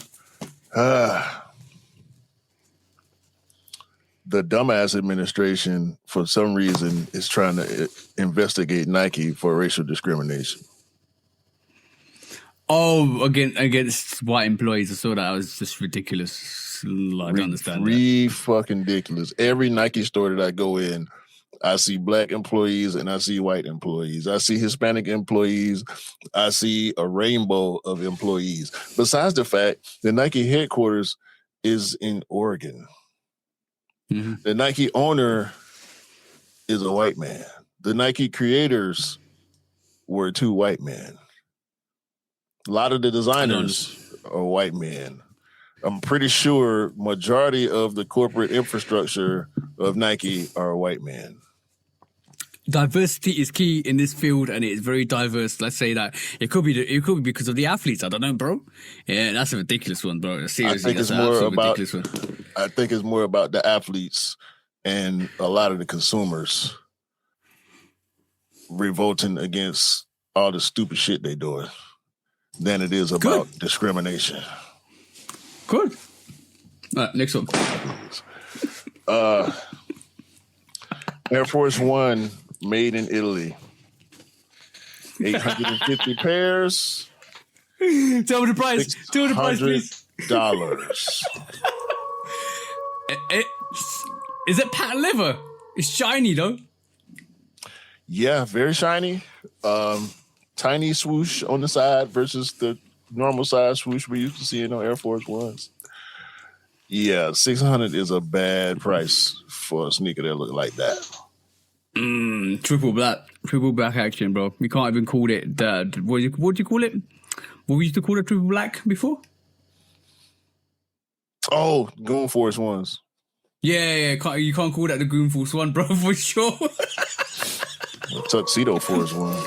Mafia Force One. Right. Heel Force One. There's a black pair and a white pair too. So I thought I saw the white pair. I wasn't too sure. Yeah. Rich Paul and Clutch Athletics got another New Balance collab coming. This one is on the AC Runner. There's also merch to go along with it. So if y'all fans of Rich Paul or Clutch Sports or New Balance, this should be right up your alley. I ain't seen the shoe yet, but I saw some of the merch. Not too interested in it anyway, since I only got one New Balance in my whole collection, and that's because of Roland. So yeah, shout out to y'all. Rich Paul, stop colluding on your podcast, bro. Making LeBron look bad. Adidas has signed the son of a legend. Riley Hawk, the son of the legendary skateboarder Tony Hawk, is now an Adidas skateboard athlete. Shout out to Riley. Shout out to Tony. I wish Tony was a Nike guy, being that Jordan 1s were big in skating back in the 80s when the culture really started to form. Yeah. But yeah, shout out to the Hawk family. Legends. Speaking of legends, Khaby. A Khaby 3 low and a Dunk low are coming in an FC Barcelona collab. So RIP Khaby and Gigi. All right. Shout out to Vanessa. I guess shout out to Barcelona fans. We know that was Khaby's favorite football club. So yeah, it's my second favorite. It's my second favorite football club, just because of Lionel Messi and Ronaldinho playing there. That's what's up. So yeah, be on the lookout for that Khaby pack coming some point this year. Shout out to Larry June, one of the more underrated rappers of his time. He has an Adidas collab coming on the Control 5 silhouette. It looks nice.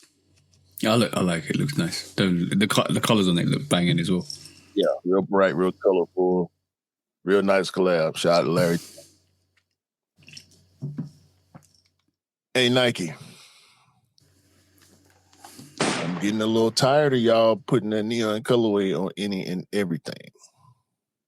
Just give us the damn 95s. They coming. What are they coming. It's close. I know. It's a horrible sneaker. Nobody should buy it. No, very uncomfortable. Yes, the material choices are poorer on it. I advise everybody to stay clear of that sneaker. No wonder they keep releasing it every other year, because it just falls apart. Just right. It's not a good investment. No. Just buy the Air Max Plus neon. Just buy the neon TNs that they got. That's the ones. The TNs are built way better. They last longer. They're more comfortable. Just get those. Don't worry about the 95s. No. You know what I'm saying? Shout out to Kyrie. Has yet to hit the court this season. His team has... Boy, the Mavericks did a number on their roster. They traded Anthony Davis because they're trying to build around Cooper Flag. I don't know what it's going to look like when Kyrie does make it back. However, Kyrie has an all-star themed pack that he's dropping with purple and gold. Paying homage to Kobe Bean Bryant in LA. That's dope. So shout out to Kyrie for that. Round of applause to Kyrie for that. You know, Yes, sir. Kyrie is a very, very dope human being. From all the years I learned, he's a very, very dope human being.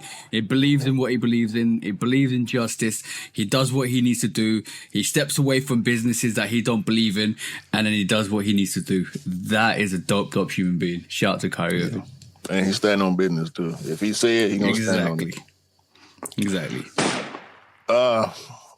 There are pictures going around of Jordan 11 John Air produced alongside of Jalen Hurts, Philadelphia Eagles quarterback. For those of y'all who don't know, John is what they say in Philly. It's like it's an alternate dialect pronunciation of joint. Okay. So people in Philly got their own accent. They say John, they say bull. Like instead of boy, they say bull. Oh, okay, got you. Like if you listen to Benny Siegel, Freeway, and like some of the other guys from Philly, when they rap, you can hear some of that slang in there. You might not know what they're saying right away, but in the U.S., in black culture, we didn't figure that out. So the John and the bull. Dope Eyes. I was literally listening to them the other day. Dope Eyes, Freeway, and B Siegel. Dope Eyes. So I don't think this is coming out. It is a PE and it's a sample, and we know Jalen Hurts can pretty much do whatever he want to do. Yeah, just like that 14 we saw last week. We got another green variation of a Jordan 11. Hurts my feelings. Both of them look dope. Hey, that was a pun too. Hurts your feelings. I didn't mean it either. But it's Jalen hurts Hurts. my feelings. No, I just caught it. I just said it. I didn't mean it, but it came through. Jalen hurts my feelings. It's just so funny to me the fact that they call it the John Air. I'm like, that's the Philliest shit I ever seen in my life. So shout out to Jalen Hurts. Yeah. I'm pretty sure you don't know who Jared Allen is. A lot of people don't know who Jared Allen is. He's the center for the Cleveland Cavaliers. Always got the big fro. Look like a 70s player in a modern day uniform. I've seen him. Yeah. This man been wearing Kyrie threes, the same black and white colorway of Kyrie threes since 2017. Come to find out, for years, and he wears a size 17. Or something like, I think it's 17. He's been collecting that same sneaker since they came out. He trying to find them any and everywhere he can. He wears the same pair until they start to fall apart. And imagine, bro, he's playing legit NBA basketball. Like, he's a really good player. The fact that he is beginning to run out of Kyrie threes is breaking my heart, man. They need to give him more Kyrie threes, bro. I don't know. I think he's a Nike athlete, and a sponsored Nike athlete. I really think they should start making more Kyrie threes just for him. Like, yeah, I don't know how helpful it'll be for the company, but this is Jared Allen, bro. Like, it's established at this point. Like, when you see him on the court, he's gonna have on black and white Kyrie threes. They say one of the equipment managers, I think, managed to find a different colorway of the Kyrie threes in his size. Yeah. But I think he's down to having one spare pair of the black and white colorway. And then he has whatever that latest pair they bought for him or found for him.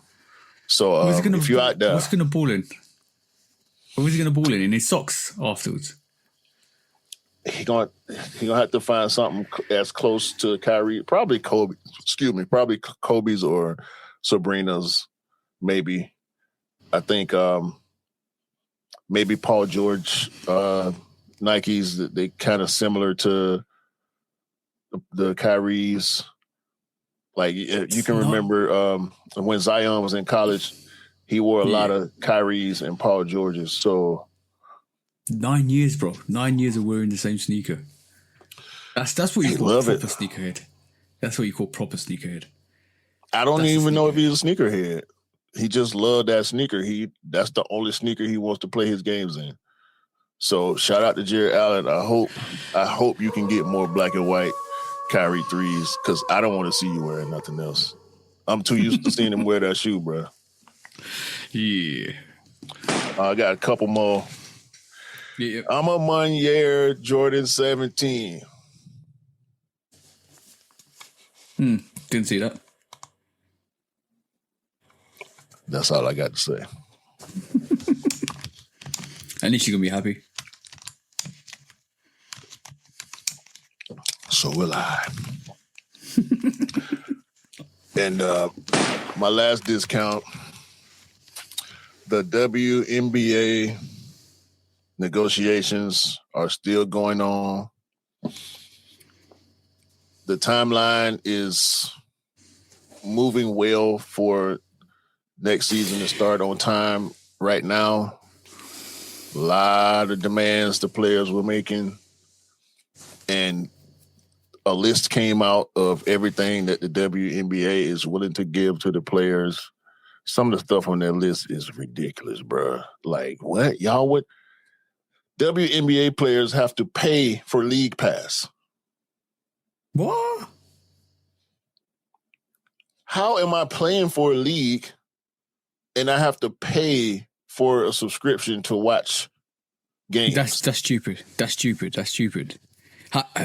You know what? That's ridiculous, because how are you going to learn the tactics of the other team without watching their games? No, you got footage for that. Like, that ain't... Yeah, but still, you play for the league. You play for the league. You should be able to watch this league. That's ridiculous. No. League Pass, you get to watch NBA and WNBA. Oh. And other content produced by the NBA. Yeah, it's out on Instagram. And I'm pretty sure every other platform by Clutch WNBA.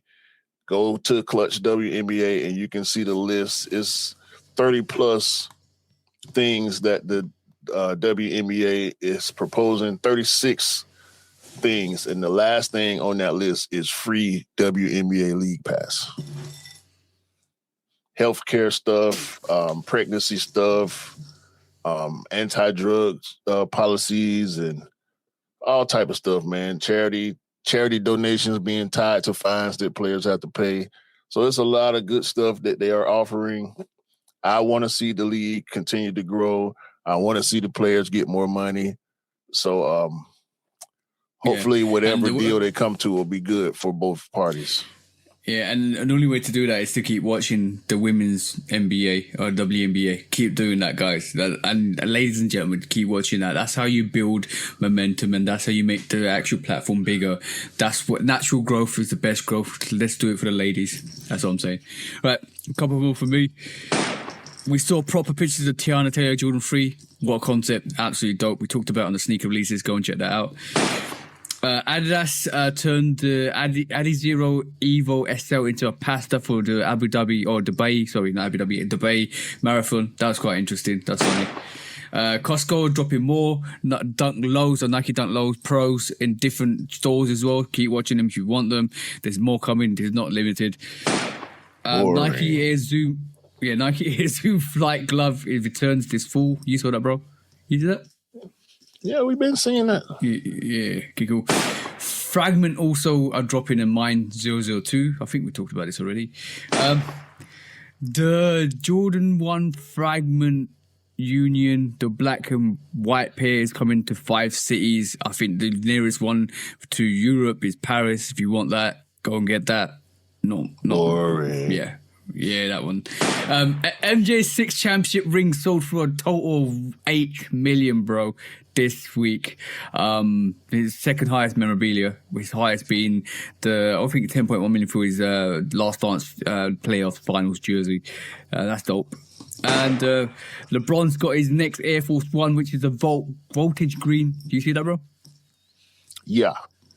I ain't paid much attention to it, but I did see it. Okay, last week I got Nike's dropping the Diamond Turf 2. I think you discussed that. Was it last week? It came out today. It came out today. Okay, cool. That's good.